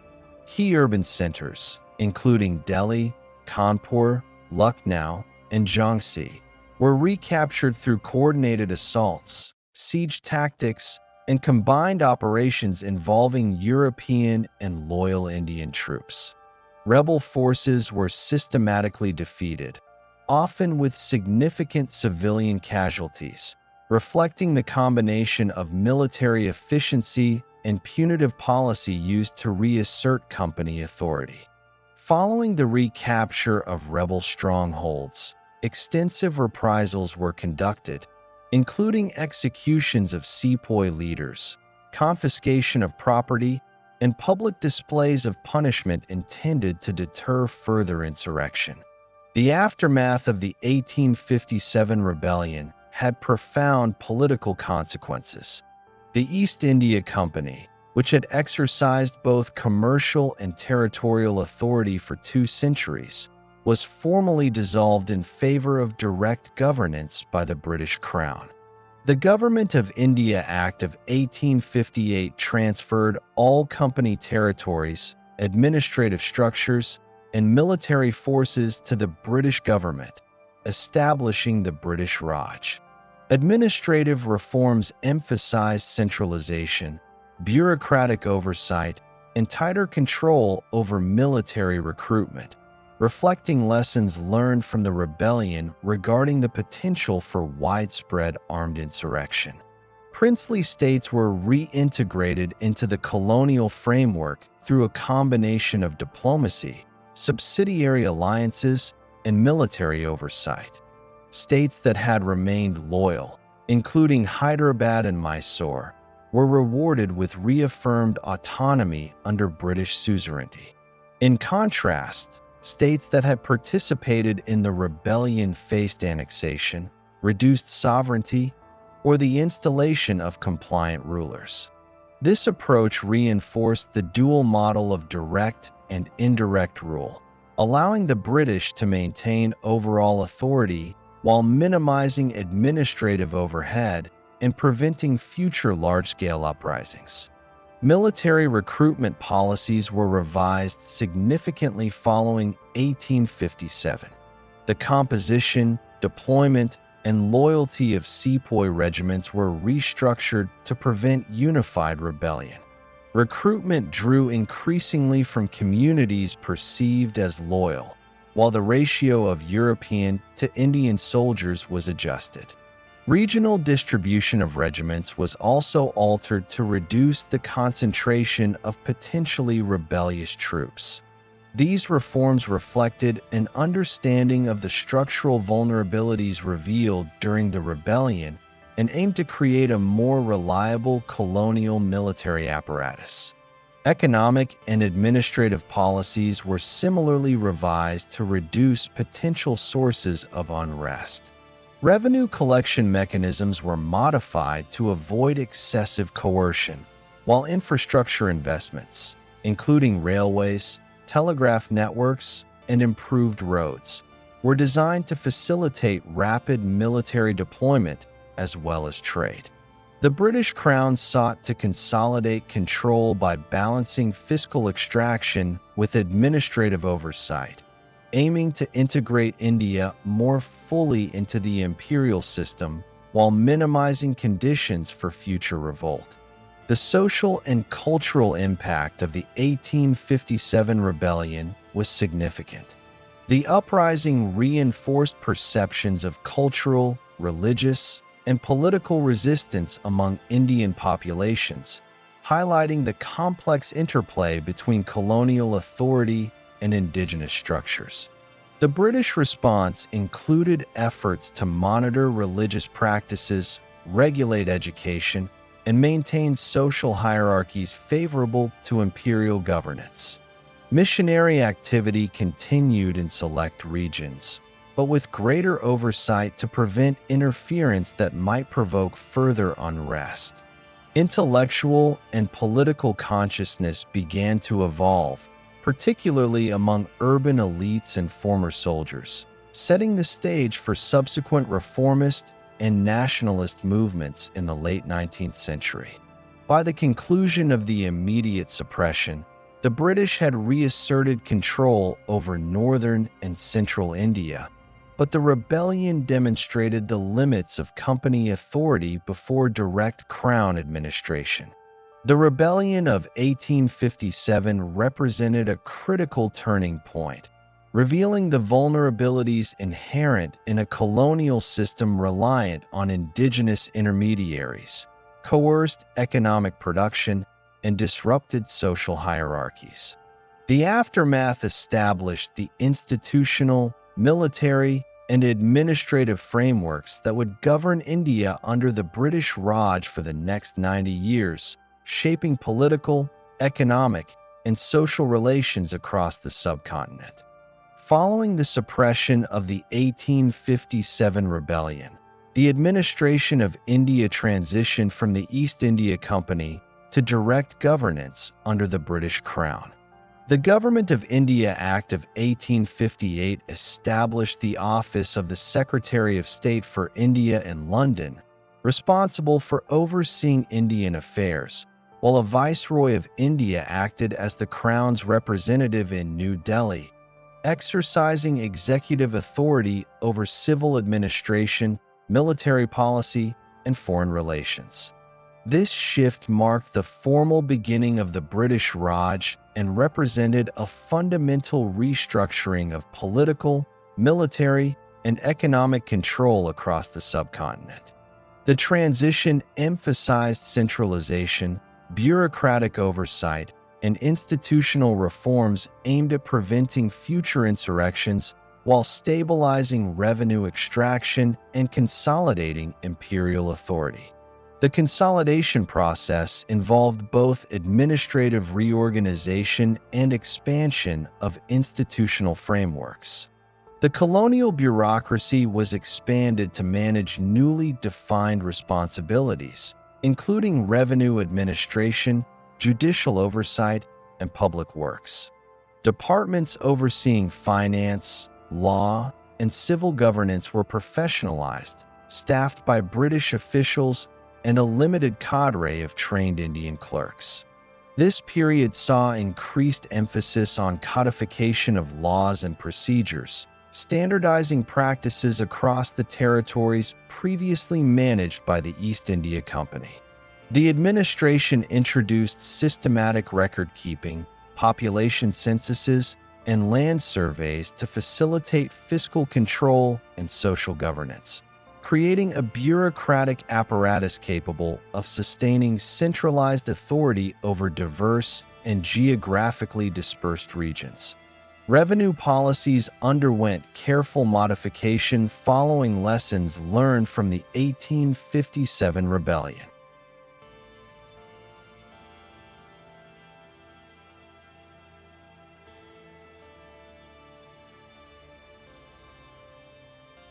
While the company's rigid taxation systems had contributed to peasant unrest, the Crown's administration sought to maintain fiscal stability while mitigating potential triggers for revolt.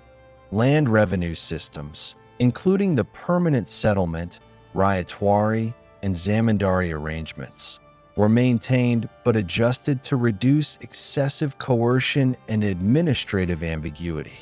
Revenue officers were tasked with regular inspections and audits, ensuring compliance while allowing limited flexibility in collection to account for local conditions, including crop failures or economic disruption.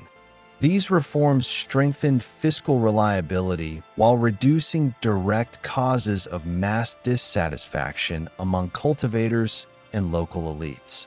Military organization was a central component of consolidation under the British Raj. The Indian Army was restructured to prevent the recurrence of large-scale rebellion, integrating lessons from the 1857 uprising. Recruitment policies were revised to favor communities considered loyal, often categorized as martial races, including Sikhs, Gurkhas, and Pathans. Sepoy units were redistributed geographically to reduce the concentration of potentially rebellious troops, and the proportion of European soldiers was increased to maintain operational reliability. Artillery, cavalry, and infantry units were deployed strategically to key urban and rural centers, with garrisons located to respond rapidly to disturbances. Military education, discipline, and loyalty protocols were formalized, creating a reliable force to enforce imperial authority while maintaining the appearance of integration with Indian society. Infrastructure development served both economic and strategic purposes during this period. Railways, telegraphs, roads, and bridges were constructed to facilitate troop movement, administrative efficiency, and trade expansion. Rail lines, beginning with the first passenger line in 1853, were rapidly expanded to connect administrative centers, ports, and major agricultural regions.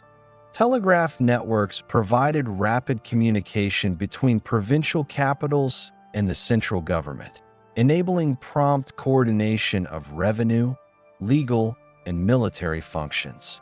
Roads and river improvements, including canals and navigable waterways, were designed to integrate regional markets into the colonial economy while simultaneously supporting troop mobility in case of unrest. These infrastructural investments reflected the dual objectives of consolidating authority and promoting economic integration into the British imperial system. Education became a formalized instrument of consolidation. The British administration expanded English language instruction and technical training through government schools, colleges, and professional institutions. Curricula emphasized literacy, administrative skills, and exposure to Western knowledge while limiting the scope for political agitation. Institutions such as the Calcutta University, 1857, and other provincial colleges provided higher education for Indians within a controlled framework, preparing a limited class of clerks, administrators, and professionals capable of supporting colonial governance.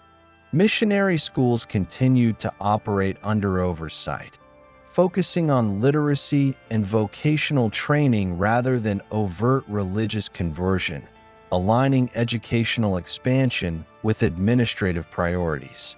The legal system was codified to standardize civil and criminal justice. British law was applied alongside adapted Hindu and Muslim legal codes, creating a dual system capable of handling diverse social contexts while maintaining central authority. Indian Penal Code, 1860, and subsequent regulations formalized criminal and civil law across the territories, providing clarity for officials and reducing discretionary abuses that had contributed to unrest before 1857.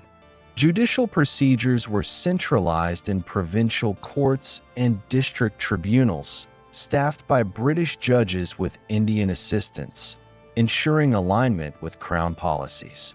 Legal codification also facilitated land disputes, revenue enforcement, and commercial regulation, integrating social governance into a coherent administrative structure. Economic policy under the British Raj focused on stabilizing colonial revenue, expanding trade, and integrating India into the global imperial economy. Cash crop cultivation continued, including cotton, indigo, and opium, but collection and pricing mechanisms were moderated to reduce rural discontent.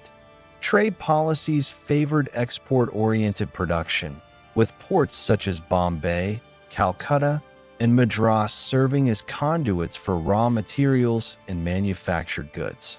Monopolies on commodities like salt and opium were retained, ensuring financial returns for the colonial administration, while local production for subsistence continued to be tolerated to prevent widespread famine and unrest.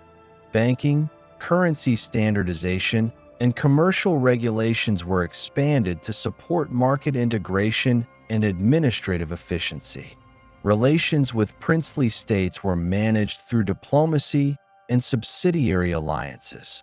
States that had remained loyal during the 1857 rebellion retained autonomy under British suzerainty, with obligations including tribute payments, maintenance of approved armed forces, and alignment with colonial trade and fiscal policies.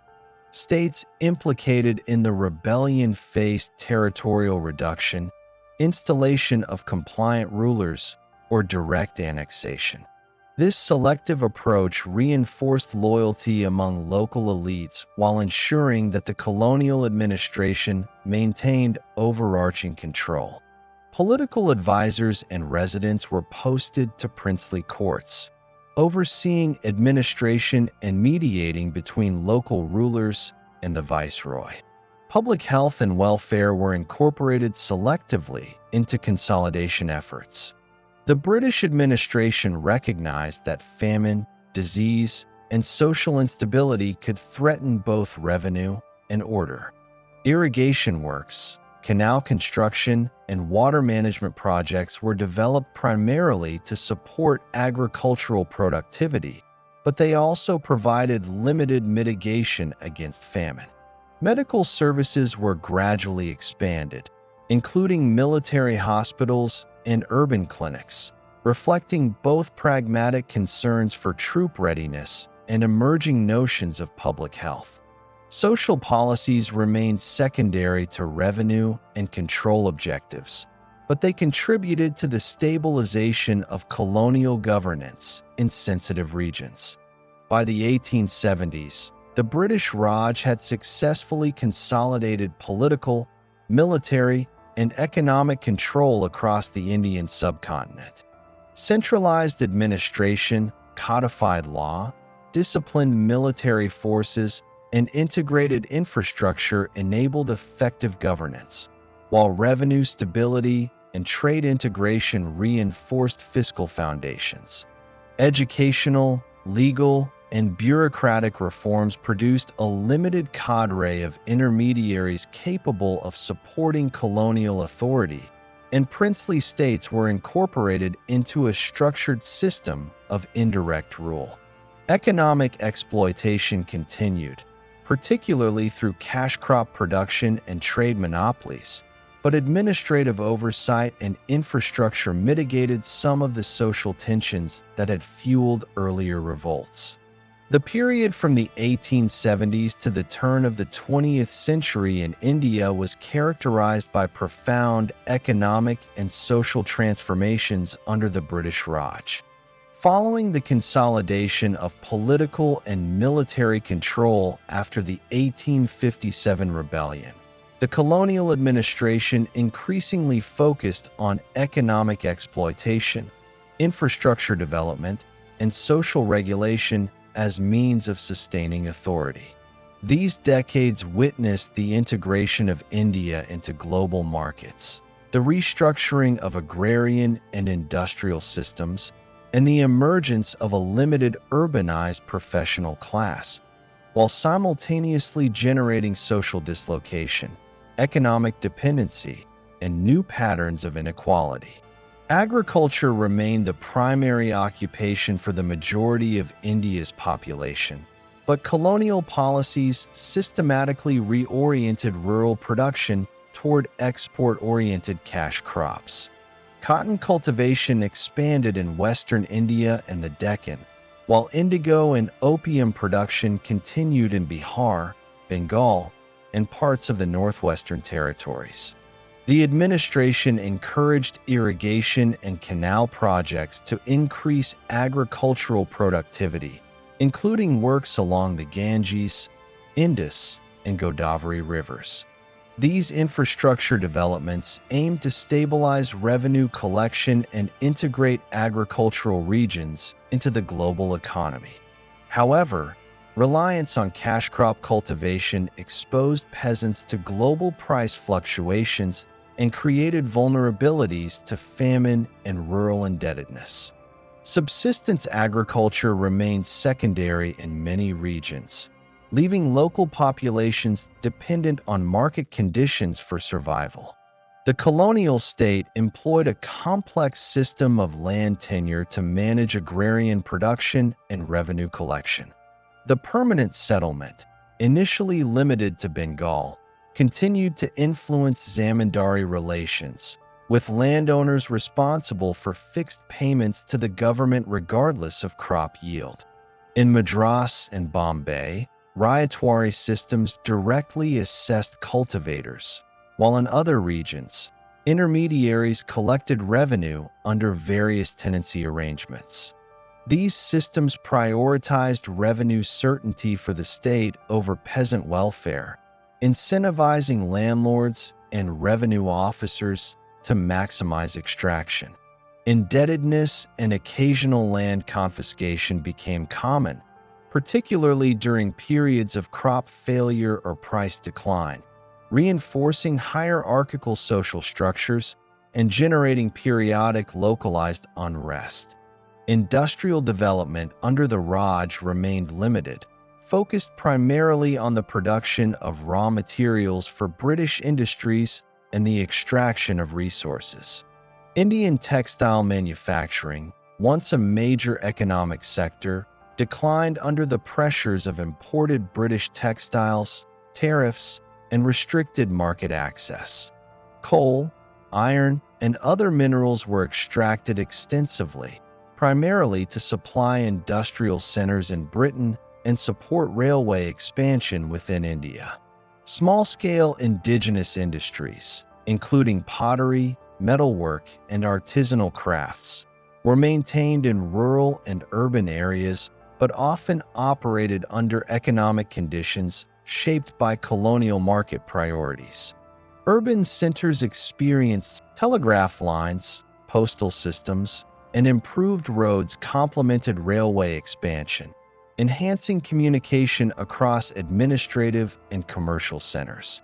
While these projects supported imperial revenue extraction and military control, they also altered patterns of mobility, settlement, and regional economic interaction, reshaping the social and spatial organization of the subcontinent. Trade policy and financial regulation were oriented toward maintaining India as a supplier of raw materials while integrating colonial revenues into the imperial economy. Export crops, minerals, and opium constituted the backbone of India's external trade, while imports included British manufactured goods, machinery, and textiles. Banking systems and currency regulation were standardized to support fiscal stability and commercial transactions, while customs and excise policies reinforced the flow of revenue toward the colonial administration. These measures increased economic dependency on the colonial state and the global market, limiting indigenous entrepreneurial autonomy and reshaping local production patterns. Urbanization accelerated in this period, driven by administrative, commercial, and transportation needs. Cities such as Calcutta, Bombay, Madras, and smaller administrative capitals became centers of government, trade, and professional activity. Urban growth was closely linked to colonial bureaucratic structures, including district offices, courts, military garrisons, and infrastructure hubs. Housing, Sanitation and public works were developed primarily to serve European residents and administrative personnel, though urban Indian populations expanded in response to employment opportunities in clerical, trade, and industrial sectors. Urban centers also became nodes for intellectual exchange, educational institutions, and early political organization, providing a foundation for reformist and nationalist movements that would emerge in the 20th century. Education under the Raj expanded in a controlled and strategic manner. Government schools, colleges, and technical institutions produced a limited class of professionals, clerks, and administrators trained in the English language and European legal and technical knowledge.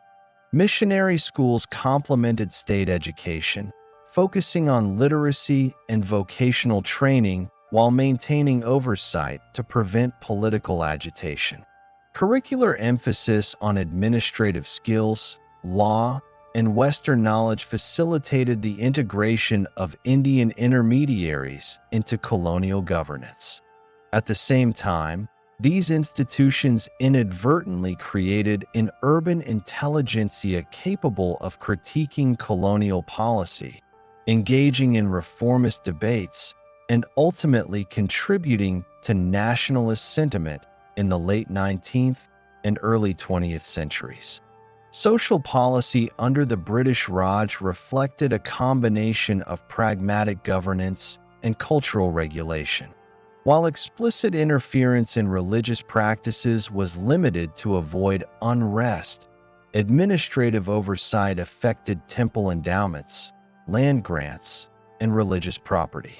Public works, including irrigation and sanitation projects, were designed to stabilize economic productivity and urban health rather than promote welfare per se. Social stratification, particularly caste and class hierarchies, remained largely intact but was influenced indirectly by economic changes, urbanization, and educational opportunities. Traditional elites adapted to colonial administration, while new social categories, including clerks, traders, and professional classes, emerged within a framework aligned with imperial authority. Famines and public health crises punctuated this period, highlighting structural vulnerabilities in agrarian and urban systems. Major famines occurred in 1876 to 1878, 1896 to 1897, and 1899 to 1900, affecting tens of millions of people. These crises were exacerbated by reliance on cash crop production, disruption of local subsistence systems, and limited state intervention. While the colonial administration provided minimal relief in some regions, its primary focus remained on revenue maintenance, infrastructure protection, and the prevention of political unrest. Mortality rates, migration patterns, and social dislocation reflected the intersection of ecological, economic, and administrative factors under the Raj. The expansion of communication and information networks contributed to both governance and emergent political awareness. Newspapers, journals, and translated texts circulated increasingly in urban centers, disseminating knowledge of legal, economic, and social issues. Railways and telegraphs allowed rapid transmission of administrative directives and facilitated coordination of revenue and law enforcement. These networks also enabled emerging reformist and nationalist discourse, providing mechanisms for urban intellectuals and professional classes to articulate grievances and advocate for policy reforms within the imperial system. By the early 20th century, India's social and economic landscape reflected the cumulative effects of decades of colonial policy. Rural populations experienced sustained integration into global markets through cash crop cultivation and land revenue systems. while local artisanal industries faced constraints under colonial trade policies. Urban centers expanded as administrative, commercial, and educational hubs, producing a professional class trained in Western knowledge and bureaucratic practices. Infrastructure development, including railways, telegraphs, and irrigation, facilitated imperial control, trade, and military mobilization. Social hierarchies and cultural institutions adapted to the colonial framework, while famine, economic vulnerability, and social dislocation persisted as recurring challenges. At the turn of the 20th century, India entered a period marked by increasing political consciousness, organized reform movements, and the emergence of nationalist sentiment challenging British colonial authority. While earlier decades under the British Raj had consolidated administrative control, expanded infrastructure, and integrated the economy into global markets, these developments also facilitated the growth of communication networks, education systems, and urban public spaces that nurtured political organization and reformist activity. The combination of economic pressures, social change, and educational exposure contributed to the formation of a politically aware population capable of articulating grievances and mobilizing collective action for reform and eventual independence. The early nationalist movement was primarily led by the Indian National Congress, Inc., established in 1885, which initially sought to engage with the British administration through petitions, dialogue, and moderate reforms. By the early 1900s, the Inc. focused on issues such as civil rights, legislative representation, reduction of taxes, and administrative accountability. Leaders, including Dadabhai Naoroji, Gopal Krishna Gokhale, and Bal Gangadhar Tilak, articulated both economic and political grievances, linking colonial revenue policies, trade imbalances, and administrative inefficiencies to broader calls for political reform. Naoroji's analysis of the drain of wealth highlighted how surplus extracted from India financed British industrial growth, influencing public understanding of economic exploitation and feeding nationalist discourse. The period also witnessed growing regional and communal awareness. In Bengal, the 1905 partition of Bengal by the British, ostensibly for administrative purposes, provoked widespread political agitation. Indian nationalist groups interpreted the partition as a strategy to divide the Hindu and Muslim populations, undermining political unity and reinforcing British control.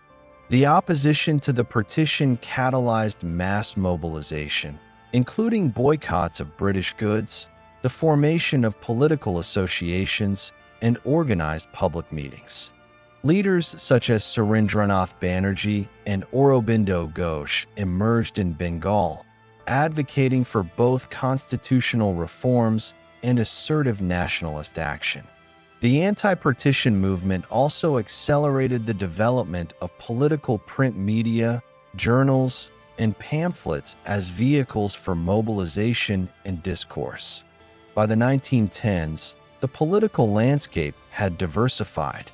Muslim political consciousness developed, influenced by both religious identity and concerns over representation within colonial administrative structures.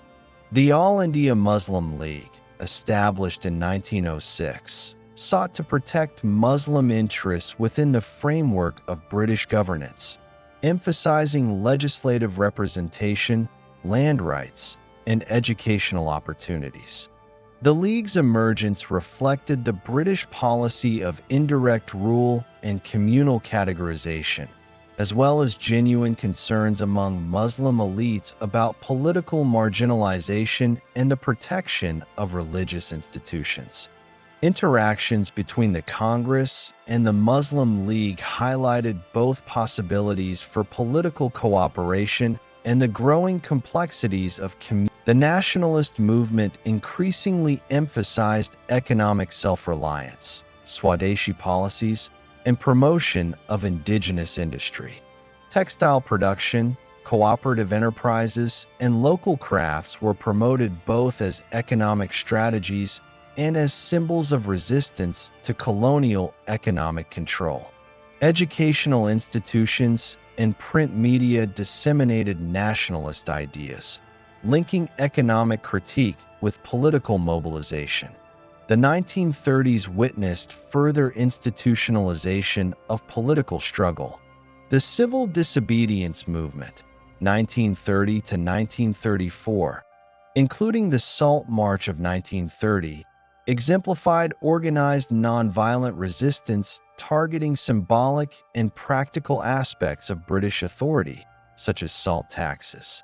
The movement expanded nationalist participation across rural and urban India, creating a broad-based challenge to imperial governance.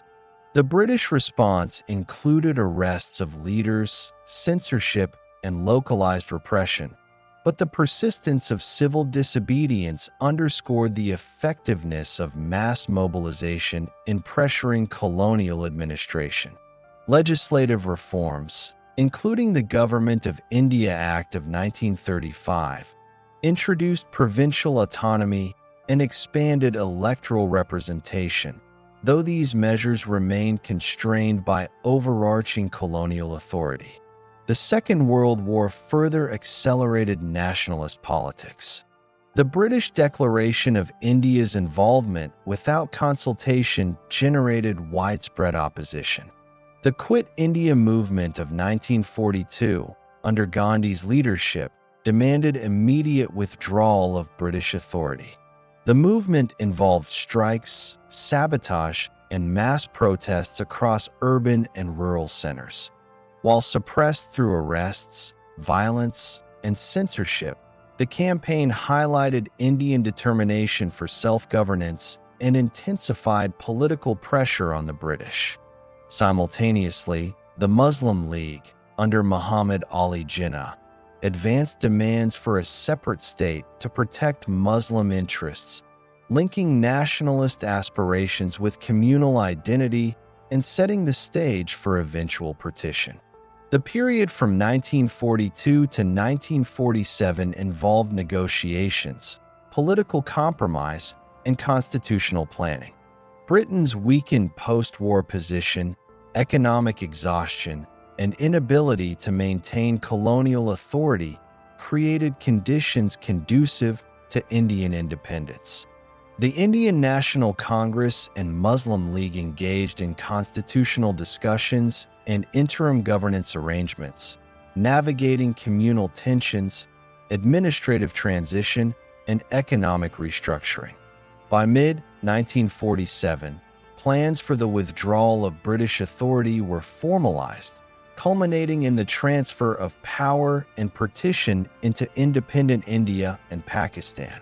The process involved administrative division, migration of populations, and reallocation of resources, reflecting both the achievements and challenges of decolonization. Throughout this period, the path to independence was shaped by cumulative historical processes. Political mobilization was built on decades of economic and social transformations, urbanization, education, and legal reforms. Nationalist movements combined elite leadership, grassroots participation, mass mobilization, and strategic engagement with imperial structures. Economic grievances, particularly those associated with land revenue, taxation, and trade policies, provided material impetus for political activism, while education, communication networks, and emerging public spheres facilitated ideological coherence and organizational capacity. The interaction between regional, communal, and national dynamics generated a complex environment in which political negotiations, protests, and legislative reform intersected to produce the eventual withdrawal of British authority. The history of British colonialism in India, spanning from 1757 to 1947, reflects a continuous process of political, economic, and social transformation under foreign rule. It began with the East India Company's decisive victory at the Battle of Plassey in 1757, which established company dominance in Bengal and marked the emergence of British influence as a central political force in the subcontinent. Over the subsequent decades, the company extended its authority through military conquest, alliances, and diplomacy, gradually subjugating regional powers including the Marathas, Mysore, and the remnants of the Mughal Empire, while consolidating revenue collection, administrative control, and military presence.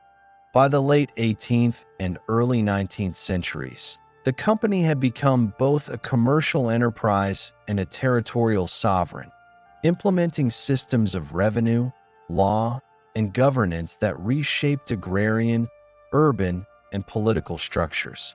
Expansion into southern and western India, including Mysore under Tipu Sultan and the Maratha Confederacy, reflected the combination of military efficiency and strategic diplomacy that characterized early British consolidation.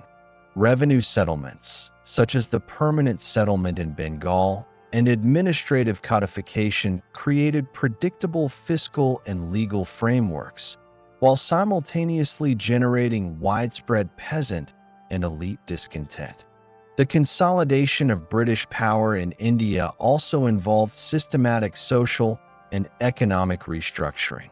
Local industries faced disruption under colonial trade policies favoring British manufactured goods, while land revenue systems and cash crop cultivation reshaped rural economies. Military organization relied increasingly on sepoy regiments drawn from selected martial races, while urban administrative centers expanded with civil bureaucracies and infrastructure development. Throughout this period, British authority was both centralized and layered, combining direct administration in key provinces with indirect control over princely states through subsidiary alliances.